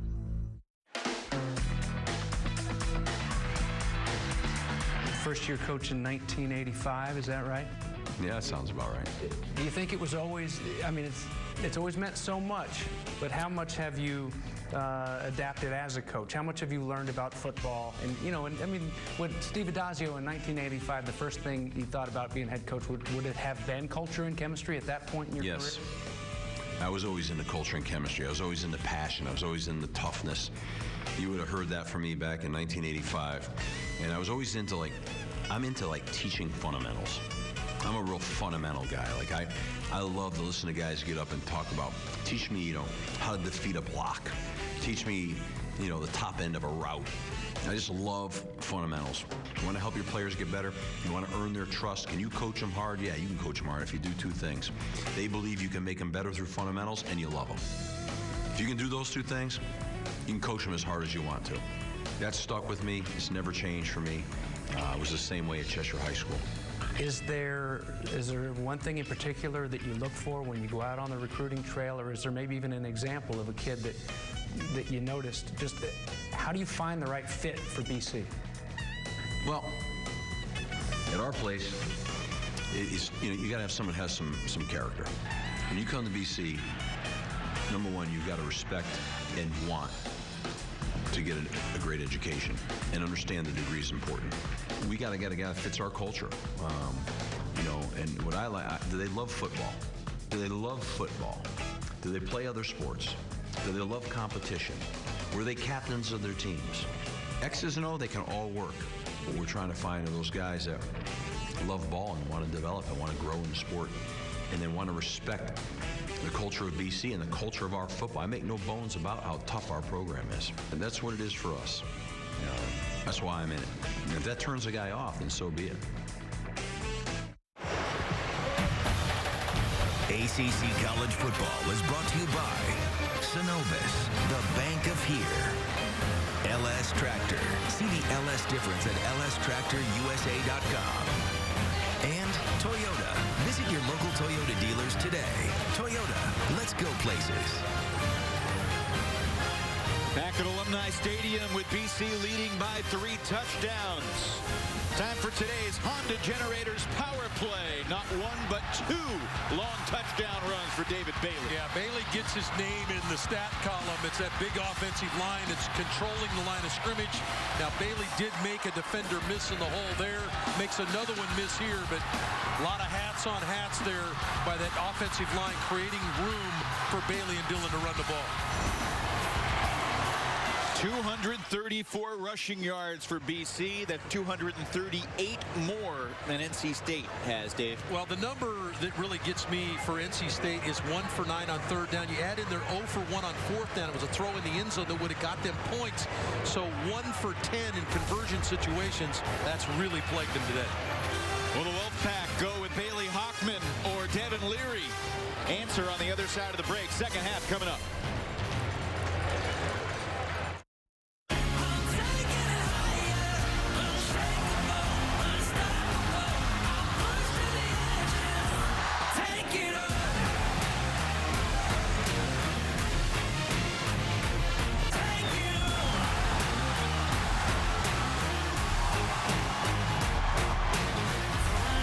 Over 300 yards of offense for Boston College in that first half. They lead by 3 touchdowns. NC State set to receive the second half kickoff, and we'll see if Danny Longman can keep it in bounds. Right down the middle. Fair catch called. Longman did his job there. Moments ago, Kelsey Wingert caught up with NC State coach Dave Doran. Thank you guys so much. Down here with Coach Doran now, and Coach, a lot of game left to play, but we know this defense has been really good against the run. It was a rough second quarter for you guys. What adjustments would you like to see in the second half? Yeah, it's as bad as we can play. We got to set edges. They're getting in condensed sets and cracking our edges, and we got to replace.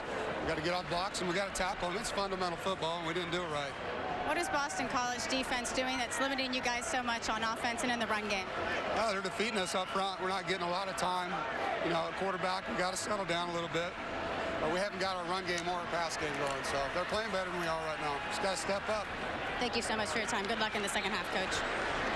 First play of the second half, Devin Leary to Thayer Thomas to move the chains. Yeah, I love it when you come out and you've got a look that you see, that you get the look. That's a zone coverage. Run the clearing route on the outside, and Thayer Thomas runs that deep out route. They don't have anybody out there, and Leary shows the arm strength to shoot it on the long side of the field for first down, the first play. Leary 5 for 9 in the first half. They stay in the air, and that's an incomplete pass. Dislodged from Emeka Emezi by Brandon Sebastian. It's twice if we've seen Emezi drop the football. These are catches he has to make. This is a contested catch. He's got to expect contact at the back end. Nice job by Sebastian to come up and lay the wood to the big-time receiver, but Emezi's got to catch that ball.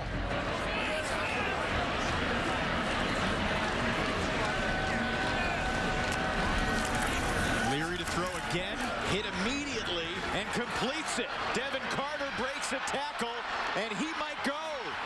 Carter taken down from behind inside the 10. NC State needed someone to step up and make a play. Carter just a quick out, and Maitre, who's played pretty well all day long, has the interception, just misses the tackle. Excellent move by Carter, the freshman against freshman, and then Palmer, a touchdown-saving tackle inside the 10-yard line. It was bizarre. Carter's running free, and to our right, we've got the BC band finishing off their halftime show with the fight song. Ruling on the field was a catch. Previous play is under further review. Going to take a look and see if Devin Carter stepped out of bounds at the top end of this route as he caught the football. See if Maitre actually was it get enough of him to see if he pushed him out of bounds. Let's see. It's a good quick throw by Leary. Check the feet here. Oh, I see green between the toe. I do too. And the white sideline. So I think that's going to play. It's going to stand. Confirmed right there. Nice play by Carter to spin out of the tackle and create a play. You talked about it, Devin. You needed to make a play. And who do they look to? Well, the freshman, Devin Carter, makes the play. Ruling on the field is confirmed. 55-yard completion to Devin Carter, longest of his young career. Puts the NC State offense down to the 7-yard line. And this is an area where NC State's been plagued a little bit. We talked about how there was 24-25 they scored down here, but 10 of those are field goals. That's not what you're looking for as an offensive coordinator. You're looking for touchdowns. They're only converting 56% of the time down here touchdowns. They've already been turned away once on fourth down. This is a drive that has to end with a touchdown for NC State. Des Kitchings, co-offensive coordinator for the Wolfpack, told us we recruited Devin Carter to be the next big receiver here. Meanwhile, Matt McKay is in the game, trying to run it in, and he will take it to the 2. Put your quarterback in that has a little bit more versatility to him. McKay a much better runner than Leary or Hockman.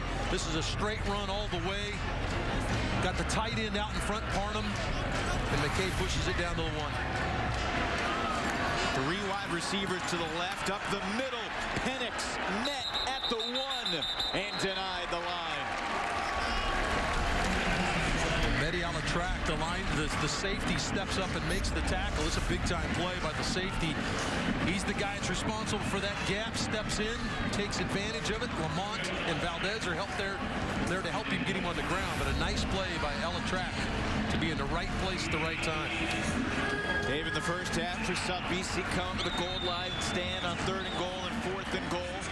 Now on 3rd down, Leary is back in the game for the Wolfpack. Thomas in motion. 3rd and goal. Leary into a crowd, and it's incomplete. Now you motion Leary across the formation, and you tried to use Devin Carter as a pick on this play. This is one where Leary's got to watch it because Carter's actually going to come open in the back of the end zone. Look at Carter standing wide open in the back of the end zone because 3 BC defenders went with Thayer Thomas. Got to read the play. Yeah, you're looking for the rub to get Thomas the ball, but that doesn't mean that it's going to happen. You got to read through it. One way or another, this game is going to change on this next play.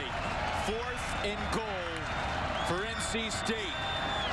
Leary zips it, incomplete, off the hands of Emeka Emezi in the end zone. And the BC defense stands strong on the goal line again. Well, just a good job by Sebastian, the corner. He knows he doesn't have to backpedal out of here. He's got the back line as an extra defender. So they're trying to run a quick out down here at the bottom of the screen. He doesn't have to backpedal. He can sit on the route. Does a good job of getting the left-handed and batting it away. Before today, NC State had taken the ball in the red zone 25 times. They had only come up empty once. They've been stopped on 4th and goal twice today. But they have not been able to score touchdowns. They've been 10 of those chances were field goal attempts. They'd only scored 14 touchdowns down there. And that is going to decrease now, that percentage of touchdowns getting down there even further. They're not getting field goals today either. That's the problem. Dennis Grossell handing the ball off to A.J. Dillon. And he'll pick up a couple yards out to the 4. Well, this is an opportunity for NC State's defense now to pin Boston College. We take a look at what these running backs have done in just a phenomenal first half, combined 230 yards rushing between the 2 backs. Dave, you mentioned in the first half, Dillon closing in on Andre Williams' all-time record. He was just under 300 yards away from Andre at the start of the day. Now less than 200 yards away from becoming the all-time leading rusher in a prominent BC history. That pass ruled out of bounds. Hunter Long ruled out.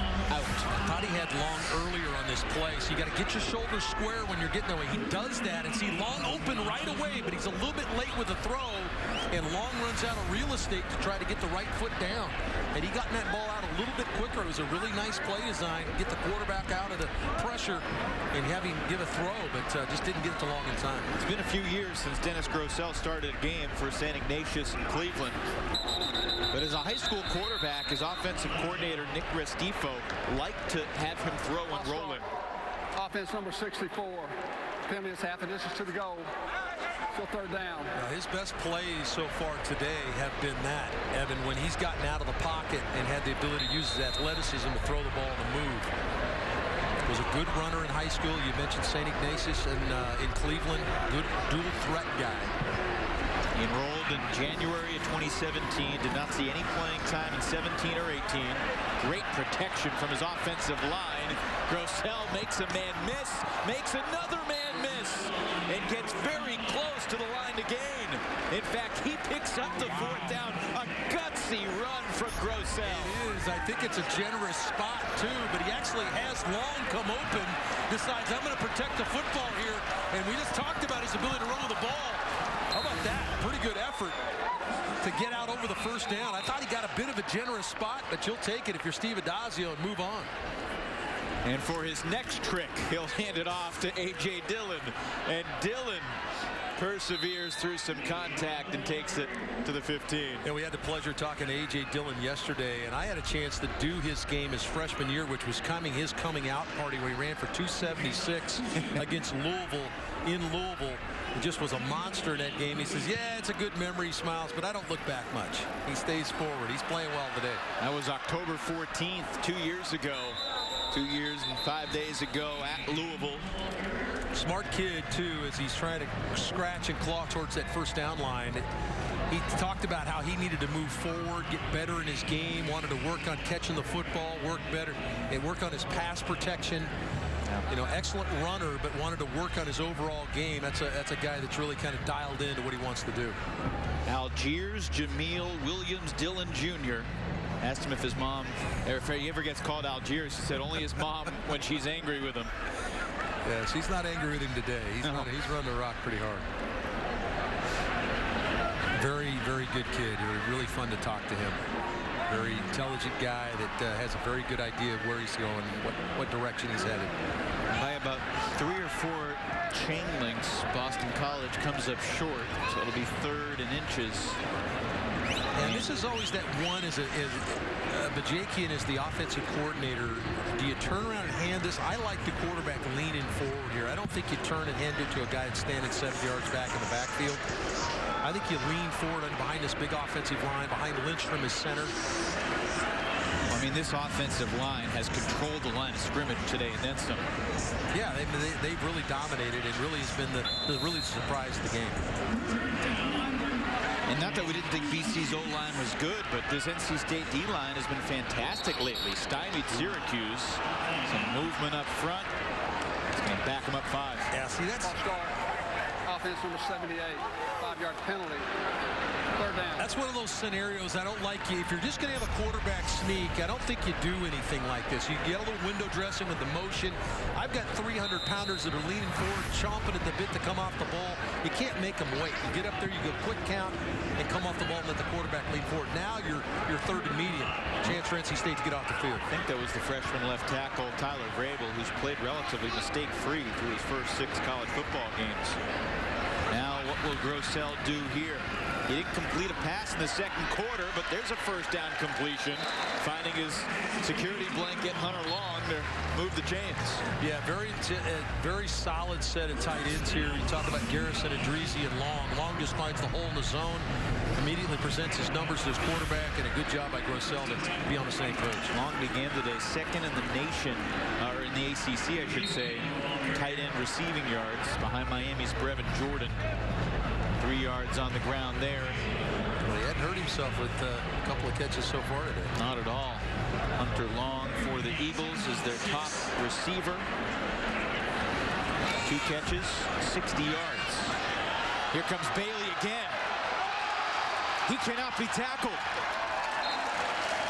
David Bailey, representing all Davids proudly today, Dave Archer. Yeah, no question about it. Yeah, Dave Bailey's having a big day. You heard Coach Dorn talk with Kelsey about setting the edge. And you see the pin right there, the pin block to the inside.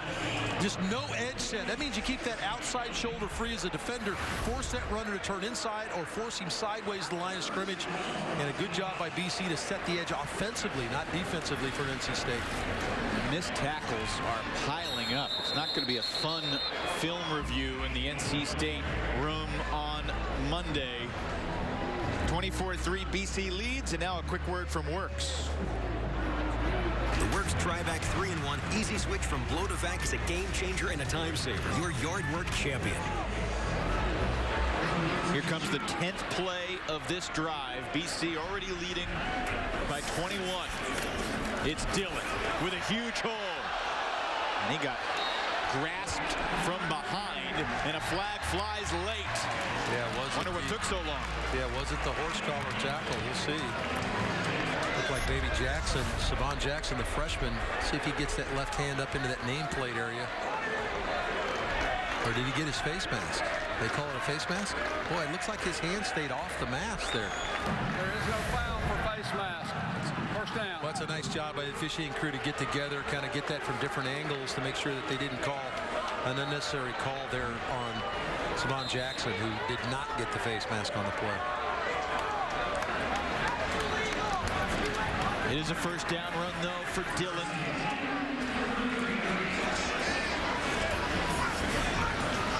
And A.J. hitting the backfield. Wolfpack rusher lost his helmet. That's Drake Thomas. You just want to show off those locks. I guess so. Got a little Clay Matthews working right there.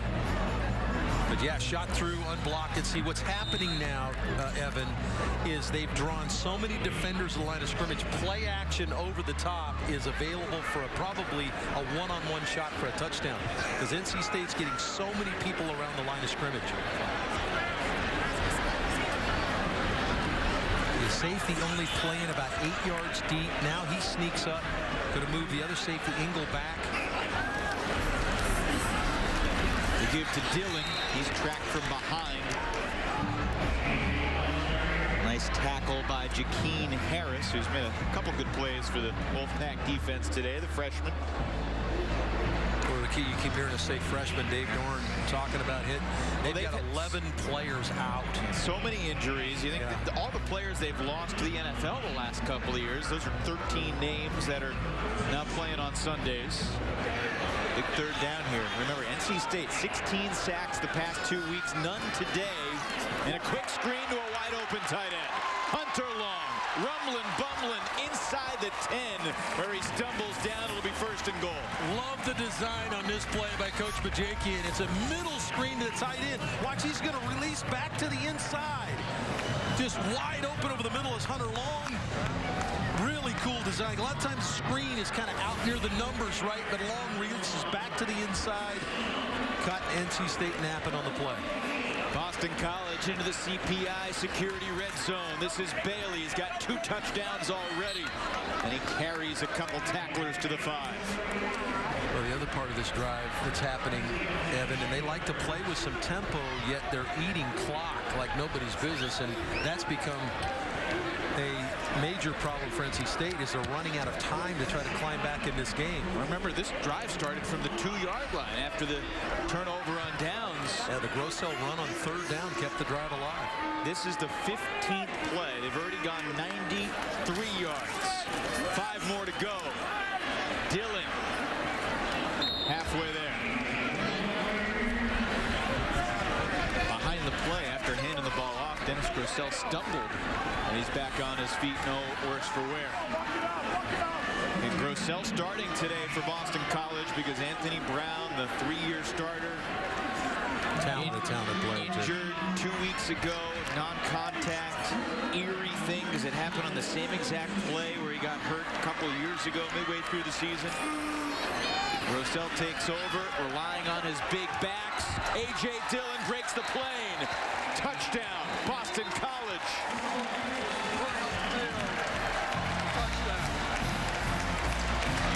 So after a couple end zone trips for Bailey, it's A.J. Dillon's 7th rushing score of the year. Boy, nice kick out block right there. Just leaning forward, extending the ball, and he had broken the plane before the ball came loose, no question about it. 16 plays, 98 yards in 6:38. And they're going to take a look.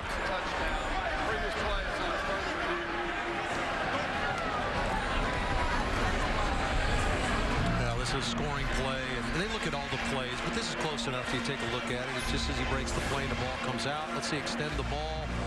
Now, we don't have a down-the-line look at it. Ball hits Jackson on the helmet, the ball comes out, but only official's going to be able to tell that because we don't have the straight down-the-line look. The official called it right away that he'd broken the plane. Look at the number 90 on the left shoulder of the defender. The ball is right over that number 90, and that number 90 is on the goal line. You sure about that? From the first angle, I thought so. There you go. Well, we said he was in, so good job of splicing 2 shots together right there, Evan. You could work in work in replay. I want to be a replay review official when you grow up. Yeah, when I grow up. I hear you. Well, Coach Adazio's group has been grown men on the offensive line and running backs because they have just blown NC State off the ball in the run game. The other thing about being a replay official, you're relatively anonymous. You know, you're down to the field, everybody knows, and you can make a lot of people angry. Here's Boomeri for the extra point. That's the Witches Protection Program. Exactly. Right 31-3. Boston College overpowering the Pack.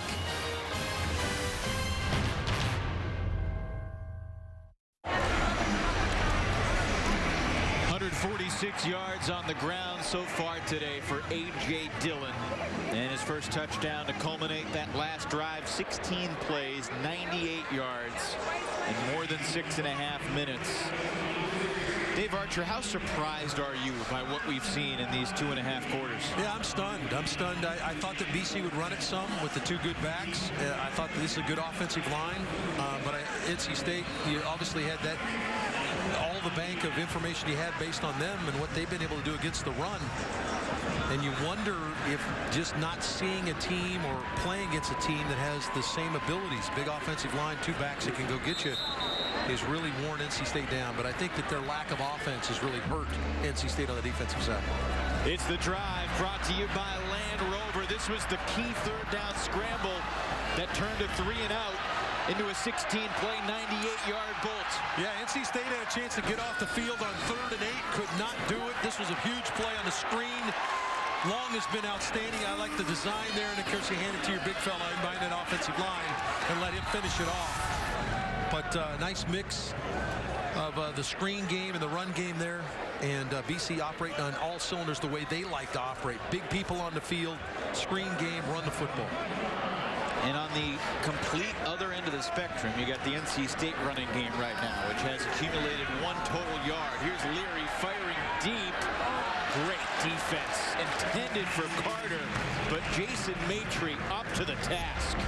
Yeah, Maitre, the freshman, has the interception return for a touchdown. This is a really good job of staying in the hip pocket, locate the football, elevate, high point, knock it away. Kind of textbook corner play right there by Jason Maitre, the freshman, redshirt freshman, Salem, Mass. An outstanding job out there. And BC's defense gave up 664 yards in their last game 2 weeks ago. Less than 200 yards for NC State today, and nearly another interception. And if Richardson had made that catch and kept his feet, he might have had the second pick 6 of the day. Well, Angeline looking around like, okay, I got interfered with, and certainly got held. You might make an argument for the fact that he got his hands on the tight end there. But Richardson has had a solid day again. Was outstanding last week. Is doing that again this week. Look at those numbers in the bottom left. Isn't that staggering? Yeah, it's amazing that this BC defense, who giving up 192 yards per game on the ground, gave up 236 to Louisville, has limited NC State to 1 yard. Hit as he throws, and Leary completes it to the outside for Carter. Boy, this will show you arm strength right here. Valdez drops the hammer on Leary on this curl route. Watch him cut this loose. Now he's going to take a big shot right at the back end of it. Hey, you said a big time throw. You said something crazy at dinner last night about how quarterbacks try to absorb the hit and use the hit to their advantage to gain momentum with the throw. Yeah, absolutely. You try to take that shock and it helps propel your arm forward. It's just something you learn as a quarterback to do. And Leary had to do it on that play. Nice in-traffic catch there by Carter. We've seen NC State drop a few that have been tight coverage. But this time, Devin Carter, look at that catch. Ball placed where it's supposed to be on the outside part with the defender to the inside. And that's a nice hands catch by Devin Carter. He's stepping up. Made a couple big plays in the last series. Last 2 plays, 19 yards to Carter, and then 11 yards to Carter. And here's Leary again, looking to the other side. Josiah Provolone makes the catch. First and goal, NC State. Another big shot down the field, fade route. You got to put this ball on the outside shoulder, and Provolone's got to save room to the outside, which he does. Look how he saves room to the outside, which allows Leary to take him to the sideline with the throw, and then a nice catch falling to the ground. Boy, NC State's been here before, been turned away twice on 4th down. First impact play for Josiah Provolone. 38 yards for the redshirt freshman from Irvington, New Jersey. BC gets so many players from New York and New Jersey. There's Richardson adding to his tackle total, bringing down Jordan Houston for a loss. Yeah, went back to the run package with McKay at quarterback, and this is kind of the zone read look. This was a straight hand because they had a player out in front. Harnum, the tight end, was pulling around, leading him, so there was no read for McKay on the play. It was a straight handoff. McKay leaves Leary back in the game at quarterback. Now, they like to get the ball to the top of your screen here to Thomas, but Boston College did a nice job of bracketing Thomas up there with the 2 defenders. They're going to flood it with 3 receivers to that side. Leary back in there. And he rifles it short of the intended target, Houston. We're really impressed with Sebastian. Everyone in the BC secondary. Well, but the way he's playing it, remember he played the play on 4th down in the last drive that he took over. He understands he's got the back line and the sideline as a defender. He doesn't need to backpedal out of there. There's no place to go, and there's no place for them to throw it behind him. So he's playing right along the goal line and sitting on routes. Now, you look like you got man coverage here, and Thayer Thomas is 3rd inside. Leary, back corner, incomplete. And if you're Dave Doran here, what do you do? Well, late with the throw there. This is good design. Watch Thayer Thomas. He's open right now. You got to give him the ball right now, but he's late with the throw. Elatrack can come in and cover him, and so now he's forced to throw it into the back line. He's just late with the throw. That's an initial quick rub. He's got to get it to him right as soon as off the rub. And if you're NC State, you're down by 28 on the road. A field goal doesn't do much for you. Feels like this play is do or die. It looks like you got zone coverage. Leary completes it. And NC State's Thayer Thomas hangs on for the Wolfpack touchdown. They've been trying this route to the wide side of the field. They bring Thayer Thomas to the weak side and now run that same little quick out from the slot. And see, BC's playing zone. They're playing off. And Palmer plays too deep in the end zone. Thomas understands it, just gets across the goal line, and Leary puts it on him. That's the same play they tried on the other side and missed Leary in the last series of downs. Sophomore kicker Dunn converts the extra point. And who knows, NC State gets in the end zone for the first time. From 6 yards out, Leary to Thomas. Back within 21. ACC College Football is brought to you by Blue Cross and Blue Shield of North Carolina. Be bold, be confident, live fearless. Your local Chevy dealer, Georgia Drive Chevy. And Yellowwood brand pressure-treated pine. If it doesn't have this yellow tag, you don't want it.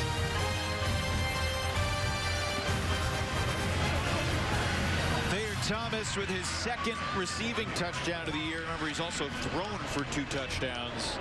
The versatile Wolfpack receiver, also baseball player for NC State, drafted by the Boston Red Sox in the 33rd round this past June. Well, they did a good job of finding him, and we'll show it to you here after the kick, where they found a place to get Thayer Thomas where they could take advantage of the zone coverage.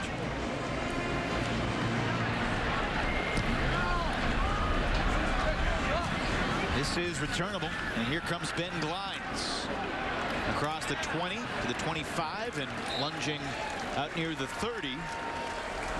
All right, here's Thayer Thomas in the slot. He's right down here at the bottom, right here, okay? You're going to get an outside release here. This defender's going to play too deep. He's just going to get across the line for Leary to get him the football. See, defender plays off just a tad too much. Thomas is going to turn across the line. You clear out the corner.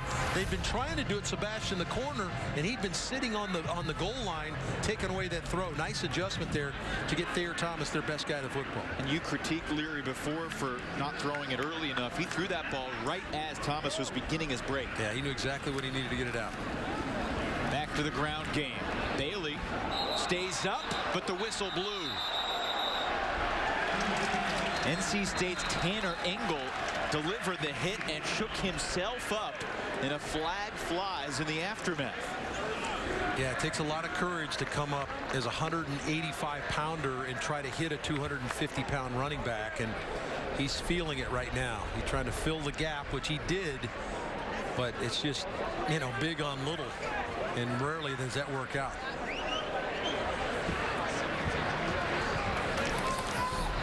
after the play. Personal foul, unnecessary roughness, number 11 defense. 15-yard penalty, first down. That's the penalty that has grated Dave Doran throughout the first month and a half of the season. They check on Ingle. We step aside.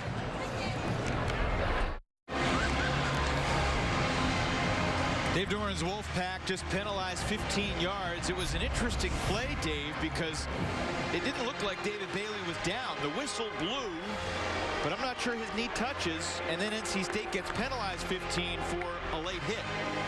Yeah, I mean, and Doran was arguing the fact that he was, actually Wilson got it right. He was not on the ground, but because the whistle blew, you got to shut it down when the whistle blows. Back on the ground. Bailey dragged down from behind. We've seen a number of players play defensively. Drake Thomas, the freshman linebackers, got into play. They've had to circulate a lot of bodies in just because they've been on the field a ton defensively, and this offense has really been grinding them. To get fresh bodies in, they got to play a bunch of youngsters. Not like NC State didn't know that tackling was going to be tough this week, but David Bailey has had plenty of open field, and then when the contact arrives, he's been able to break through it. It was interesting what Dave Huxtable told us. Linebackers and DBs during the past week of practice tackled the heavy tackling sled every day during the week. They usually do it once a week. This past week was every day to try to prepare for these bruisers. First down from the 30. Here's Dillon again. This is his 25th carry, and he will pick up about 3.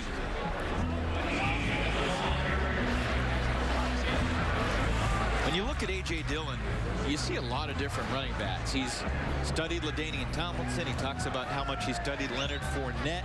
He talks about how he studied the greats like Walter Payton and Earl Campbell. He is a learned running back. Yeah, he likes to watch all those guys that were good no matter what era. He certainly looks like all of those guys. Dillon to the 20. That'll move the chains again. That is the 20th first down of the day for BC. A year ago, Dave, when these two teams met, BC only had 12 first downs in the game compared to NC State's 34. Very different story today in Chestnut Hill. Give this offensive line a ton of credit. Sophomore center Alec Lindstrom kind of leading the show up there, but they got a good group that have really come off the ball and dominated the line of scrimmage. Look at that. Dillon had a few yards just from what the line's push was right there. Picks up 3. I mentioned Alec Lindstrom, the center. His brother was drafted number one by the Falcons.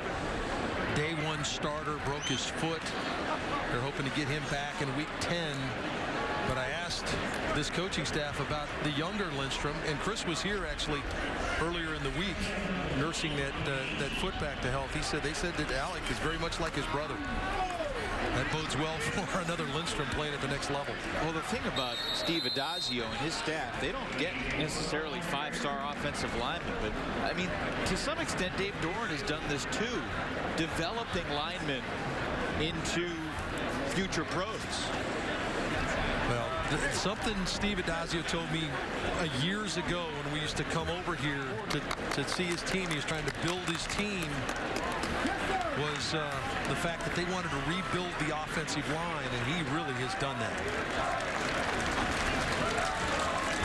3 quarters of football in the books from Chestnut Hill. Boston College in front 31-10.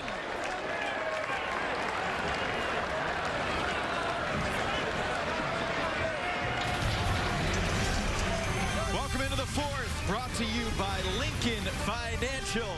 Hi, everybody. Evan Leffler, Dave Archer on a picture-perfect day for football. And Boston College has made a statement from the early moments. Boy, controlled both sides of the line of scrimmage. Their offensive line has been dominant. Their defensive line has been dominant. The running game was just been fantastic all year. They knew they'd be tested today against the NC State front. They have dominated the NC State front. Really surprising. You know, we came in expecting this to be strength on strength, and it really was based on the numbers.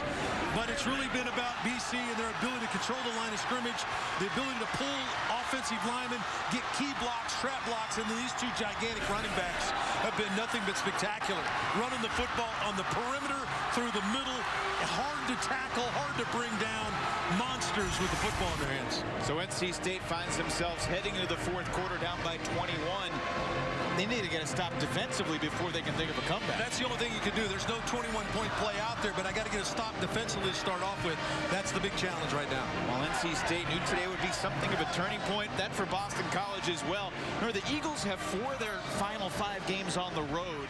Their only home game is Florida State. They have trips to Clemson, trips to Notre Dame. It's not going to get any easier, but Boston College looking great today as we head to the fourth. 3 down, 1 to go, and it's time for our Red Lobster game summary. Total yards, rushing yards, third down efficiency, all in BC's favor significantly. Yeah, and remember the 2 fourth downs that Wolfpack did not convert deep in the red zone for touchdowns. So you add that on top. So now you're 2 for 14 in conversions in those type of conversion situations, and that's really costing. A.J. Dillon continues to rise up the all-time Boston College list. He passed Mike Cloud today, facing Andre Williams at the top of the list, and he could get there next week. And if this trend continues, 160 yards for him today. Of course, David Bailey has 166 yards on just 11 carries. I'll do the math for you, Dave. That's 15 yards per carry for Bailey today. I was told there'd be no math, so I appreciate that. Third down, please. It is third down for Dennis Grosel and the Eagles to begin this. Well, this is one of those scenarios as we start talking about the beginning of the fourth quarter here where Coach Bajakian talked about we'll play to the fourth down number. And this is in the realm where they'll hand the ball to Dillon. 3rd and 6. Dillon has 6. Almost had the end zone. 1st and goal, BC from the 3 coming up. Boy, this G play has gotten a ton out. This time it's Zion Johnson, number 77's the guy to watch. He's right there, the trap block. You get the block on the inside by the tight end Garrison. And down inside the 5-yard line. It's old-time football, really pulling 2 guys from one side to the other side, trap up through in the alley with Dillon. A.J. Dillon to the end zone again. Touchdown, Boston College. What an answer. After NC State scored, BC marches again the length of the field, and they may have just put the game away. Yeah, it almost looks like as though NC State's kind of out of gas defensively. Just no resistance on the perimeter. Coach Dorn told Kelsey as we came out at halftime, said, Kelsey, we've got to set an edge, and that means getting that outside shoulder free, turning the ball carrier back to the inside. They have not had any edge set today.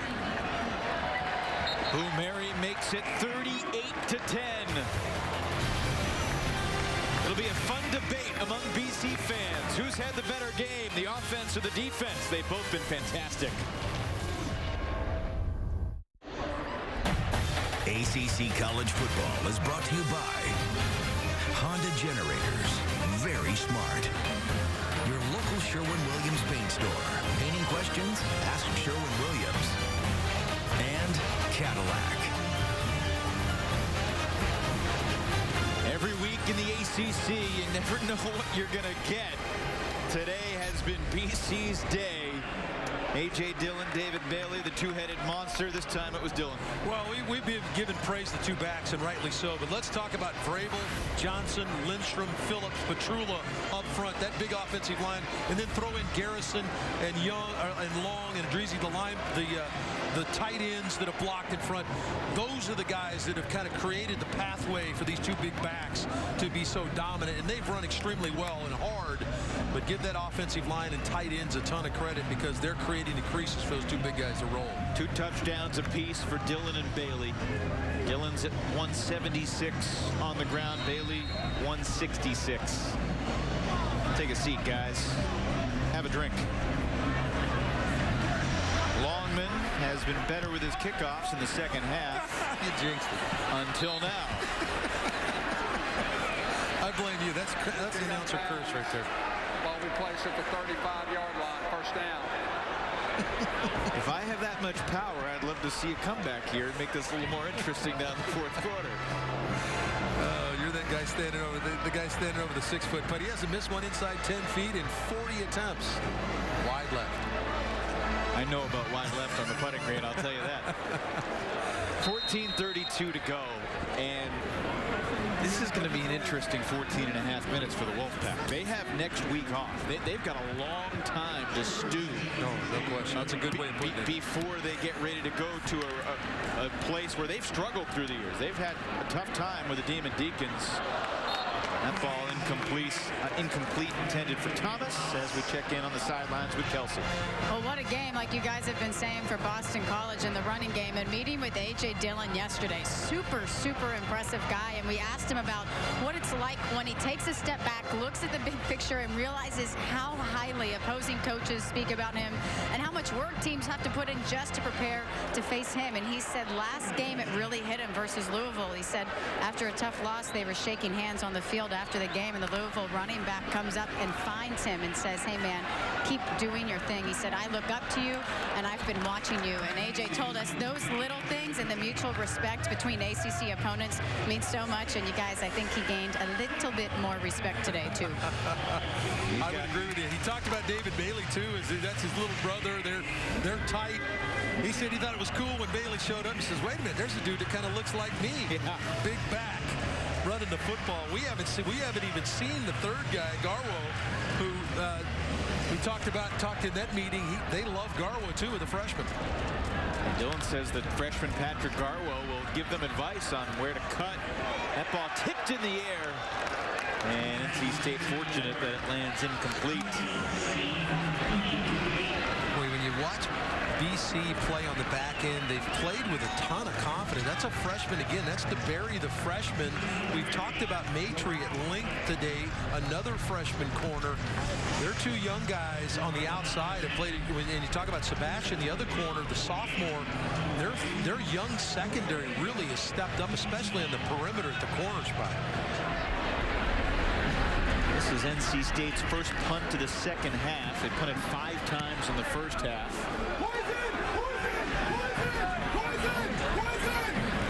Couple bounces and down to the 14-yard line. BC has been bleeding clock with their dynamic rushing attack. We'll see them again when we come back. Boston College in front of NC State 38-10. Remember, this is a doubleheader day on your regional sports network. Sam Howell and the North Carolina Tar Heels are at Lane Stadium in Blacksburg, getting ready to take on Virginia Tech. The Coastal Division, it's anybody's guess. There's a big game between Duke and Virginia today as well, but these two teams right in the mix. Georgia Tech playing Miami competitively today in the Sunshine State. You absolutely never know. And we certainly didn't foresee this one today in terms of being 38-10 in the fourth quarter. Steve Adazio's team on cruise control offensively with a guy making his first career start at quarterback in Dennis Grossell. Well, that NC State, or I'm sorry, that North Carolina Virginia Tech game going to be a fun one following us in Blacksburg. Got 2 quarterbacks at Howell's thrown 15 TDs, only 3 interceptions. You got Hendon Hooker coming off a 3-touchdown performance in their quarterback spot, taking over for Willis. I mean, doesn't today feel a little bit like when Virginia Tech was going down to Miami after they had just gotten crushed at home by Duke? And I think everybody thought Miami was going to win that game, and Virginia Tech gets tons of turnovers, pulls it out. And Miami's on the skids. They got a hot Virginia team coming to their digs and win that Friday nighter. You know, expect the unexpected. Yeah, especially on that side of on the frame, right? The coastal side has been interesting. Georgia Tech and Virginia Tech for several years kind of controlled it, but here recently it's been interesting to watch. You had Pitt in the championship game a year ago, and it's wide open right now. By the end of the day, you could have 6 of the 7 teams within a game of each other. Back to the ground. come up short on 3rd and 3. So we might see just the 4th Boston College punt of the game. Yeah, there's no reason for Boston College to roll the dice here and give NC State an opportunity to short field. So they'll punt the football. They've played extremely good defensively. Now let's put Stater Thomas up to bat. He had a really good return in the first quarter. He's willing to catch it in tight traffic and try to make a play. And a flag. The NC State's coming. Remember, we got a block punt in this game the last couple of years. Yes, indeed. Snap infraction, offense on the snapper, 5-yard penalty, 4th down. BC had a block punt late in the game last year down in Raleigh that made that game a 1-score game, and really NC State had to kind of fight through it to get to the end in a 28-23 win.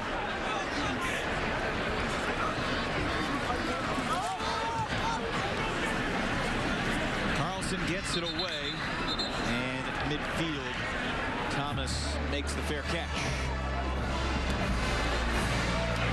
Dave Doran remembers it from last year that Wolfpack have won the last 2 in this series. This was 2 years ago, and NC State got the block. Now, that was the one Doran was looking for today. That didn't happen, but last year, of course, this is the one where Boston College burst through, trailing in the game as much as 28-3, fought all the way back to 28-23, and that block punt late in the game gave him an opportunity. Just didn't quite close the show. Travis Levy with 3:33 left made the recovery in the end zone. The ground game for the Wolfpack has been non-existent today until Bam Knight. And their longest carry was the 8-yard run from Devin Leary. Collectively before that carry, the Wolfpack had 6 different rushers carry it 18 times for 2 yards. That was a 7-yard run from Knight. And Max Richardson has been a big reason why NC State has struggled so much in the run game. Yeah, they have not been able to get to the second level to get number 14 blocked. Richardson has blitzed and gotten on the quarterback. He's been in position to make plays when you try to cut back. That time, Bam Knight was trying to cut to the backside, and there's just no place to go. With Richardson sitting in that backside cutback hole, and cutting that off and forcing 3rd down. For the Wolfpack, it has been all Devin Leary in the second half, with the exception of some short yardage Matt McKay situations. Here's Knight with some space. He gets the 1st down and more to the 27. Yeah, good block by Angeline, the tight end. Angeline going to pull out in front. Watch number 6 get the block on Richardson. Right there, that gives him the outside. See, that's where you don't set the edge, and that doesn't force the back to the inside where your extra help is. And because of that block by Angeline, he skates the corner for a 1st down. So that's what happens when they block Max Richardson. It hadn't happened months today, that's for sure. 15-yard run for Knight. And now a little hitch, and it's Angeline who makes the tough back shoulder grab for a 1st down at the BC 11. Yeah, fake the quick screen. So you're going to try to set a quick screen up, fake it right there, and then the other 2 receivers release up the field. Angeline releases up the sideline. He was the one that looked like he was blocking, and then up the sideline. Good throw. Good job. Really actually a good catch, but not a bad placement of the ball. Devin Leary's thrown for 214 yards now. Pushed out of the pocket to the left and slings it away. One of the big questions for Dave Doran to figure out who will be his starting quarterback when they head to BB&T Field in Winston-Salem in a couple of weeks. Well, you mentioned that Leary's played played all the second half. Came in the second quarter for Hockman. Bailey looked a little bit shaky, made a couple of throws that probably should have been picked off, and then ultimately had one that was picked off that led to a touchdown. Here's Knight. He'll shimmy down to about the 8-yard line. Been talking to Coach Doran. He loves the arm on both the guys, both Leary and Hockman. Loves both the guys' ability to shoot the ball down the field, to understand the coverage and that. And McKay is a little bit more of the kind of the double-edged sword, where he's a guy that can hurt you throwing it some, but more as a runner.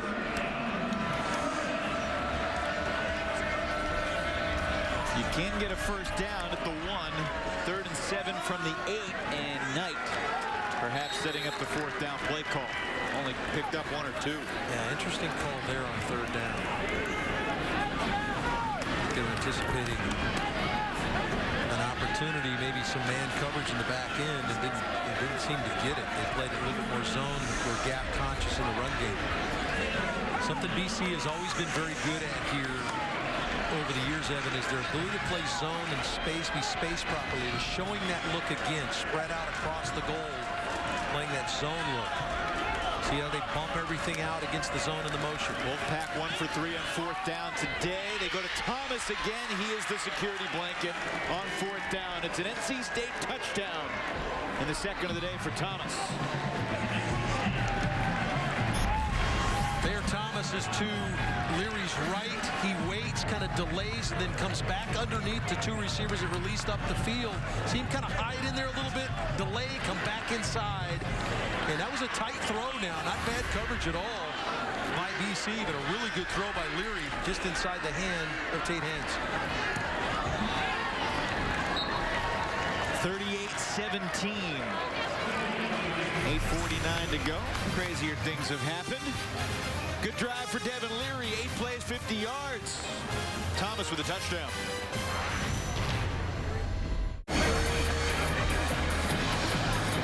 Devin Leary engineers the touchdown drive for NC State. Brings them back within 21. It's 38-17. Here in the 4th quarter. 8:49 to go. After that, North Carolina and Virginia Tech. Tom Wormy, James Bates, and Abby Labar have the call from Blacksburg, Virginia. I think they'll be cranked up in Lane Stadium today. The Hokies trying to defend their home field, one of the great home field advantages in all of college football. I believe I saw that it was announced as a sellout earlier this week, so indeed. I don't doubt anything less than from the Hokie fans. They come to support their team. We get a timeout here before the kickoff. Certainly a potential onside kick brewing. You realize that last night's 62-59 Wake Forest Louisville game, Wake attempted 3 onside kicks. They got one of them. They almost got all 3. Yeah, the percentages on these, I think, is somewhere around 8% or something like that, or 7% on these onside kicks. Unlike the NFL, you don't have to be within 1 yard of that kicking line at the 35. You can get a little bit more of a head start. Sometimes the little bleeder by the kicker right in front of him works better. Hands team for both teams. Dunn's kick. Gobbled up. Kobe White makes it look easy. Yeah, that wasn't the best of kicks. You'd like to have that a little bit more coming towards the sideline than up the field. Not much of a chance for NC State there.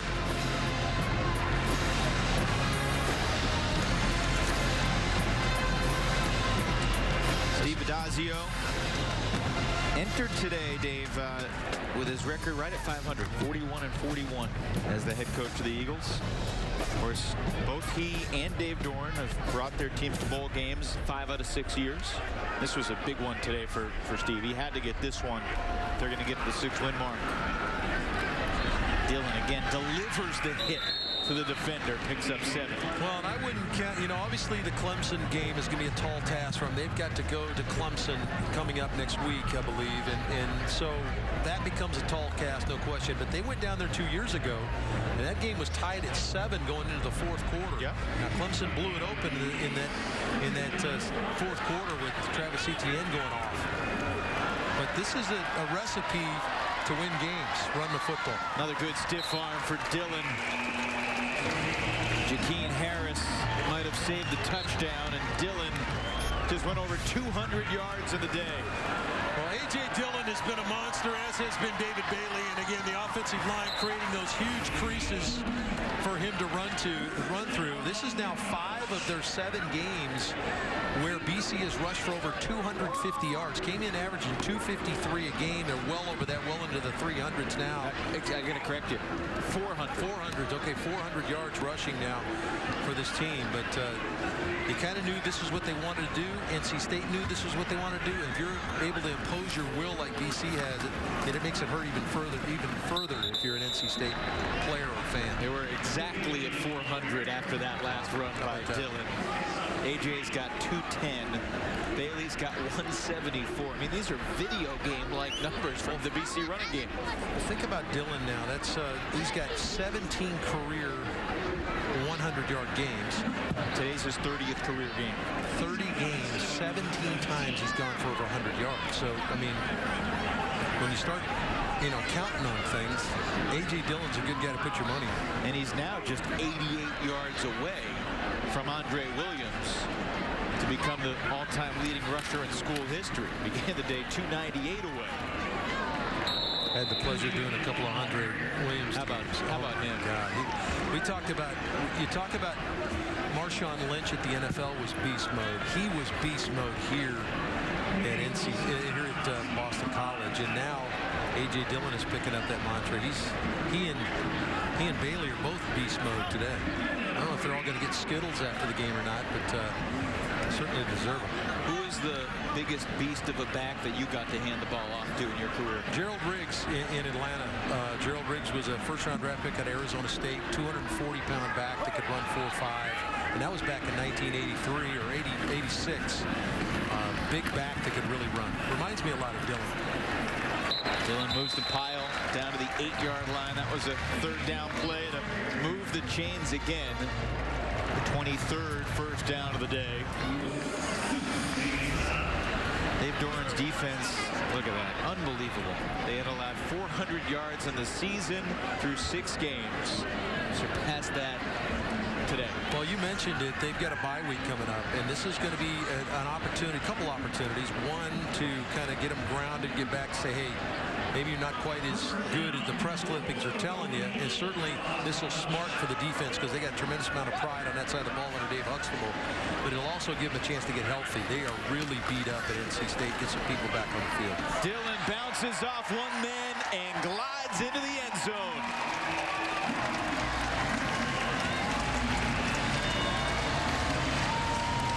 It's like he's made of rubber, and he just bounces off tacklers and progresses downfield. 8-yard score for Dillon, his 3rd of the game. He's got 223 yards on the ground. Well, let's take a look at Gumby here. Watch Gumby bounce off right there and bounce right into the hole. Just a nice job. Now look how big the crease is. Evan, I think you would have scored on that play. Now, I don't know if you've been able to bounce off the player that was blocking in front of you, but certainly had you found the hole as big enough, that was pretty good running by Dillon. In my football days, I was known to get tackled by my own lineman. A.J. Dillon, domination for BC.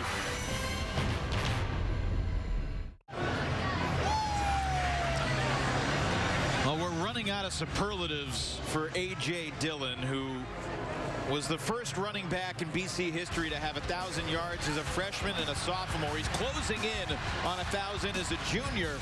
223 today. Toyota, let's go places. Well, these are the things we knew he could do. His ability to run the football, this offensive line come off the ball. And talking to Dillon, it's fun to think of him as trying to improve as a blocker. That was his #1 goal coming into the season. When you run it like this, just let them block for you, A.J. He's just been a beast. This was his last touchdown run where he bounced off of one of his own blockers to get in the end zone. But he and Bailey both have been outstanding. Dave, he's now 32 yards shy of 1,000 for the season. And that's the all-time Boston College touchdown list. It's inevitable that A.J. Dillon will rise to the top of that group as well. Will the kick be in bounds? No, sir. The one guy who's not looking forward to the film review.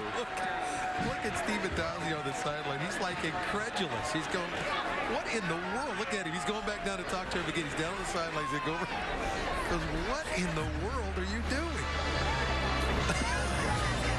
See, you got all that green spot. There, get it. Danny Longman is not the place kicker or the punter, but he's had the role of handling kickoffs, and that might change. Devin Leary back out there.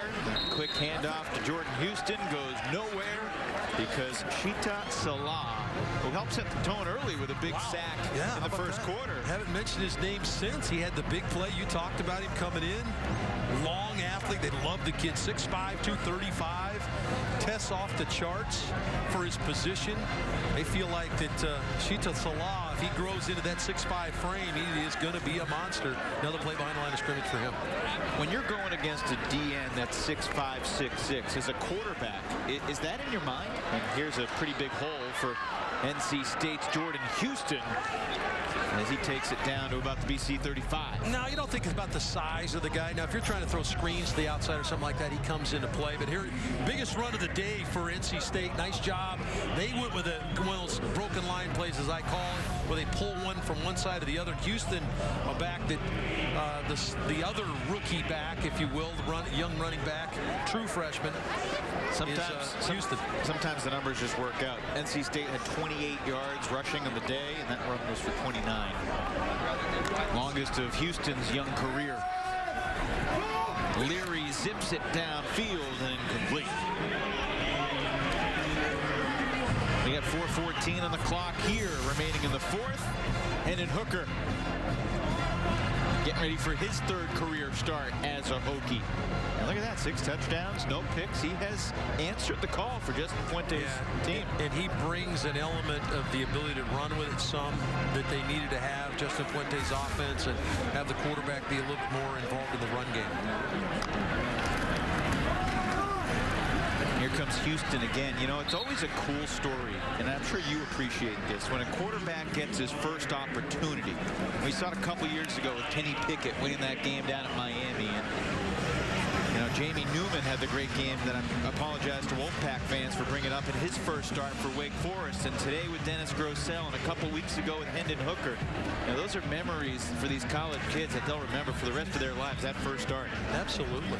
You remember your first start? Absolutely. Started in Neyland Stadium in Tennessee. Played the ball team that had Reggie White on it and Bill Bates and those guys. And we had a chance to win and lost by a field goal at the buzzer. Here's Leary's pass. Nice catch. Angeline stumbles down inside the 10. Did you make acquaintances in the backfield with Reggie White that day? Yeah, he came back and said hello a couple times. Mike Kofer, who was also a draft pick for the Lions, was on that defensive front as well. But we had a chance. We just didn't make enough plays down the stretch, and they kicked the field goal to beat us. Fuad Reves kicked the field goal. Kicked a long time, an NFL kicker. Kicked it to beat us. That was a nice catch by Angeline. Very nice throw by Leary. Angeline, I'm sure he's kicking himself. He'd stay on his feet. He walks in the end zone. 24 yards on that passing catch to Angeline, the tight end. Leary again, a little bit behind Angeline that time. Yeah, and this is one where Leary, young quarterback, will learn. I got a big receiver here. Angeline's an outstanding pass receiver at 6'7". You don't need to rush this throw or throw it on a line. I've got a bigger player. I like where the ball is from a height standpoint, but put a little bit less on it. Take a little bit off. Put him up to bat. Give the big receiver, the big tight end, a chance to make the play.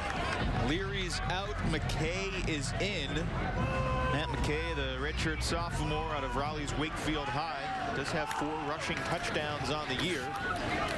Waiting for a hole, and it never materialized, and he goes backwards. Sheeta Salah, I mean, you might want to try to run the wrong the other direction or something. Well, they ran away from me. He made the play from behind. This is Sheeta Salah. Watch him set the edge now. This is the epitome of setting the edge. As that team keep the outside shoulder free, keeps that outside shoulder free, sets the edge. If he wants to turn back to the inside, you've got players to help you. If he wants to continue outside, then you push it wide. You make the play yourself. That was textbook by Sheeta Salah, the freshman. One play and done for McKay. Back to Leary. Back to the air. And a drop. Yeah, that ball went right through his hands. It's a well-thrown ball. You can see the big arm. Leary's got a big arm. Now he's got to learn to develop some touch, but he certainly has a skill set that Dave Dorn's talked about. He loves the big arm. his ability to make all the throws. Now he's got to understand when he's got to take some off of it, develop some touch. That was when he had to rip, and that's when a receiver has to catch for him. Devin Leary had thrown 8 passes for NC State before today. That last throw was his 32nd of the game.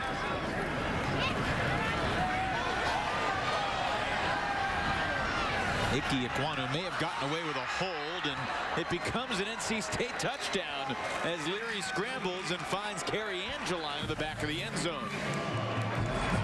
Yeah, really nice job by Leary to buy time here. I thought he got out of the pocket too early. He was wanting to get Angeline the ball early on this play. Angeline going to go right down through the middle, gets a little hung up. That's where he wanted to go with the ball. But then he skates out of the pocket, does not lose where Angeline is, tracing the back line, and puts the ball on him. Again, running to his left, rips it to the back line to Angeline for the touchdown. And Devin Leary has thrown 3 touchdowns, all here in the second half. But it appears it'll be too little too late for the NC State Wolfpack, who will likely fall to 4-3 and 1-2 in the ACC. And their upcoming schedule involves a trip to Wake and then a home game with Clemson before Louisville, Georgia Tech, and North Carolina close out the season. Yeah, really tough road to hoe, and the Louisville team is playing extremely well as well. They're not having good luck today against Clemson, but nobody is. But to Wake, Clemson, Louisville, 3 consecutive games, and a Georgia Tech team that's playing pretty well down in South Florida right now. Mac Brown and Justin Fuente saying hello. Friendly chatter. Is there anybody friendlier in the pregame meet than Mac? Mac's great. I was recruited by Mac when he was the offensive coordinator at LSU. He recruited me to come down to play for the Tigers. I decided to go to play at Iowa State, but what a great coach he is and had a tremendous career. That's coming up with Tom Wormy, James Bates, and Abby Labar at the bottom of the hour. Another onside kick. That one chipped downfield and scooped up by Ben Glines. NC State 3 timeouts, 2:04 remaining. A smart play there by Glines. He's a graduate student, senior here. He's a guy that realized there's no reason for me to try to make something happen out of this, so he just slides, secures the football. The worst thing he could do is try to scoop it. Next thing you know, NC State ends up on the ball. That's what they're hoping he would do, kicking the football there, but the graduates do it and makes a graduate-type play, doesn't he? Glines, another Ohio kid. He played against Dennis Grossel's St. Ignatius team when he was at St. Xavier in Cincinnati. St. X, pretty good program. Glines playing the 45th game of his career for BC today. St. X produced Luke Kuechly, if I'm not mistaken. Clock ticks under 2 minutes as the Eagles pick up a couple. Yeah, completely concentrating now, obviously, on burning the rest of this clock out. But been a heck of a performance by BC up front on both sides of the ball. I think that this will be a fun film, a fun tape for all the players here at BC to watch. When you win a game physically the way they did today, that's always fun to go in, and it's certainly on the other side of it, it will not be a fun moment for NC State to go sit down and watch this and see how they got pushed around. Peter Stair with his first carry. I think Peter's going to go tell his friends, hey, I got to run the ball today, and as a team, I was part of a 420-something yard day on the ground. Yeah. How many did you get? Don't worry about that. Don't worry. Just that was a big chunk of it. Big chunk.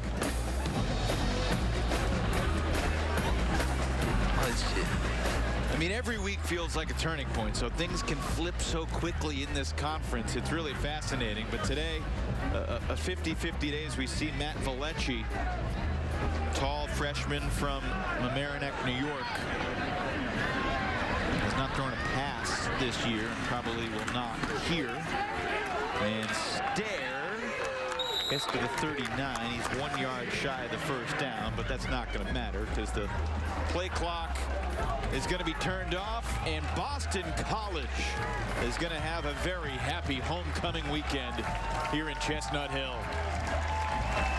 A.J. Dillon and Dennis Bailey were a dominant duo in the backfield, and that might be an understatement. Steve Adazio gets a very impressive bounce-back win after a couple narrow ACC losses. It's BC domination today. 45-24 is the final. The Eagles over the Pack.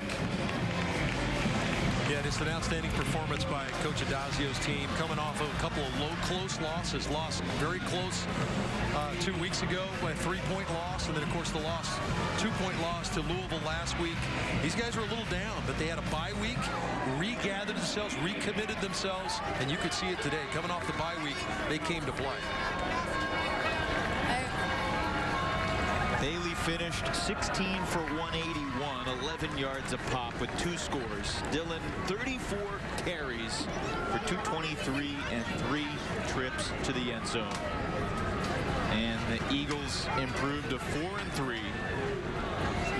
They can keep their offensive line and their tight ends and their running backs healthy. This is going to be a team, just because of the way they play, they're a curveball for most teams. You don't see the 2-3 tight ends in the ACC very often. Absolutely, and if you can continue to play some semblance of this kind of defense, I think Bill Sheridan's group was as big a surprise as BC being able to run the football through NC State's really good defense was their ability to play defense. They've got to be really excited about what that group has done, the growth they've made. Boston College sings the alma mater in celebration of a 3-touchdown win as we go down to Kelsey with Coach Adazio. What a win for Boston College, the run game, Coach. I mean, you look at what you guys were able to do between A.J. Dillon and David Bailey. I mean, what was that like watching you guys, almost both guys having 200 yards on the ground? Yeah, I mean, that was a really good run defense. It was the #1 run defense in our conference. And I thought our line, our tight ends, and I thought our backs they ran so hard and so physical all day. It got to the point where we're just going to run it. I mean, you know, it just made no sense not to. And that was a heck of a performance, certainly running the football. And our defense, you know, our defense played, you know, so much better and really played well. And we had a bunch of guys making plays, and it was good to see, you know. You know, we're young on that side of the ball, real young. And, you know, it's good for them to get a little taste of success with that. And that'll go a long way in helping us as we move forward. I want to get back to the defense, but when you talk about the running game with A.J. over 200 yards, David had almost 200 with 180. I mean, what kind of role model is A.J. for David? Well, AJ's a great role model for David. They're 2 great kids. They're 250-pound backs that are tough, and they feed off of each other. We're able to keep them fresh because we can play them both. And we have this youngster named Patrick Garwo here that he's a sensational player, but we don't want to burn his ear right now, but he's a special guy. So we've got some really good backs. We're lucky to have that, and AJ is certainly the leader in that room. And now the defense. I mean, we heard a lot about NC State's defense, but you're stepped up to the task, and I know you guys wanted to get some looks at young guys. I mean, do you feel as good as we think you do walking away from this game after that? I feel great walking away from the standpoint that we won a game. I also know that, you know, Rome's not built in a day on that end, and you know, you're still on a little bit of a roller coaster ride, but certainly the ability to bounce back and take a step forward, you got to love that. And now it's all about trying to get some level of more consistency. But by today, you would say that there's evidence there that we can do that. But the real evidence there is that when that young group on defense, as they mature and as they grow, that's going to be a heck of a defense one day. And our offense is a real physical offense that you know, is going to be back as well. So I think the beautiful thing is Dennis Grossel's a great leader. I mean, no one's talking about the fact that we lost our starting quarterback, by the way, a couple weeks ago, and he's a great player, and our heart is out to him right now. But Dennis was able to come in here and show leadership over the last couple of weeks, and our team overcame some real adversity, and I think we came out and played a high level of physical football. You sure did. Thank you so much for your time, Coach. We appreciate it. We'll see you later. A very content Steve Adazio, understandably so. 45-24 from Chestnut Hill. BC wins it. We'll be back.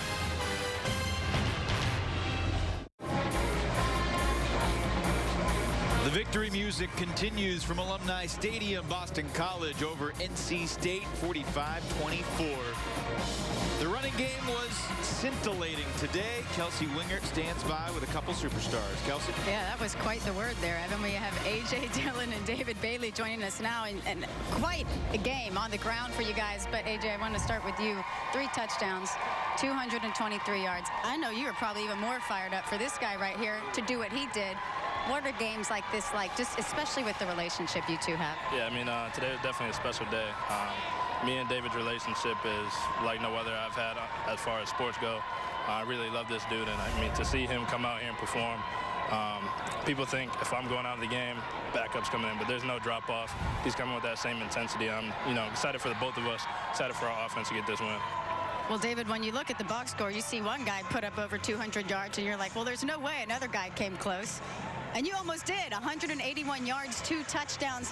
What kind of role model? What is it like having a guy like this to just push you like this? Just since I came in my freshman year, the summertime, AJ always been by my side. He helped me through everything. So he's been a big brother to me. It's like, man, his relationship, he's a big brother. I love him to death, and just do everything all through the season. Last year, he always pushed me to do better. He always told me to trust my eyes. So with him on my side, being a role model, it's excellent.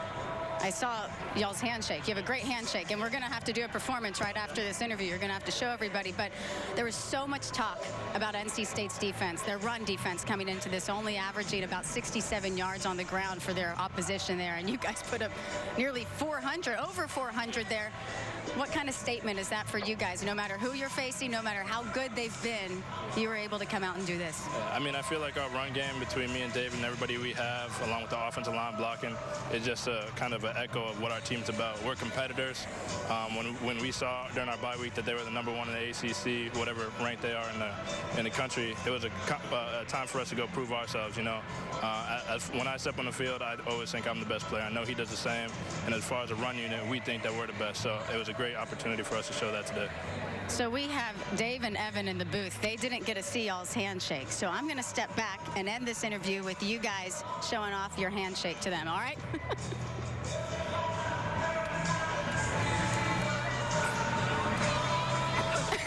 Nice. We'll get it back up to you guys. Nice. They're showing us up. We got to work on our handshake. That's interesting because you're talking about that was 490 pounds just jumped off the ground and did the little side bump right there. 250 and 240 just came downhill and just devastated NC State in the run game. Well, they produced over 400 yards combined today. And I mean, it was really Bailey in his big runs that broke the game open in the first half. He broke a bunch of tackles to set the tone.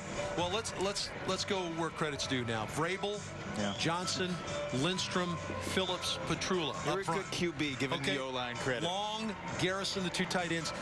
Outstanding job blocking in front. Now, these guys, once they get in the crease, are just nightmares to bring down. We saw one play where Bailey was hit in the backfield by a blitzing linebacker, Moore. He just shrugged him off and took it to the house. They can do that as well, but when you give them downhill creases like that, look out. There's no way you're going to stop this run game. And for Boston College, they move forward a really tough task at Clemson next week. For NC State, it's going to be a long couple weeks in Raleigh as they try to figure out how to get the offense going. And I guess, I mean, do you think anything of what Devin Leary did in the second half? Yeah, I think you take a lot of stock out of that. I thought he did a nice job. That's kind of the first time maybe he's had a chance to get in the flow of the game. I thought that he made some plays out of the pocket, made a great throw for a touchdown to Angeline late. State kept his eyes down the field. He's only going to get better with repetition, right? That's the only way you get better. He's a freshman, so he got a chance to get his feet wet. He stayed in the game, had to live through some mistakes, and then ultimately came out with some big plays on the back end of it. Now, remember what Boston College did. They lost 2 very close games, had to go to the bye week. What do you do with that time? Self-scout, get yourself redirected, get ready for the back half of the season. That's what Dave Dorn's team's going to have to do. And I think the other part of Dave Dorn's scenario is they're going to get some people back. This is a very banged-up football team. They're going to get a lot of impactful players back for that back half of the season. I think that'll bode well for NC State as well. They'd love to get Person and Ingram back if they can. Great stuff. You'll hear from Tom and James in just a few more minutes, but first, some final thoughts from Dave Archer.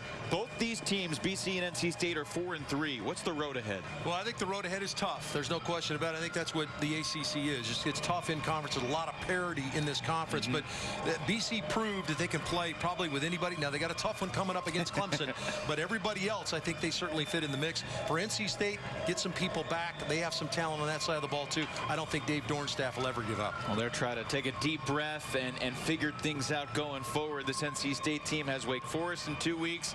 BC has the tough one against Clemson.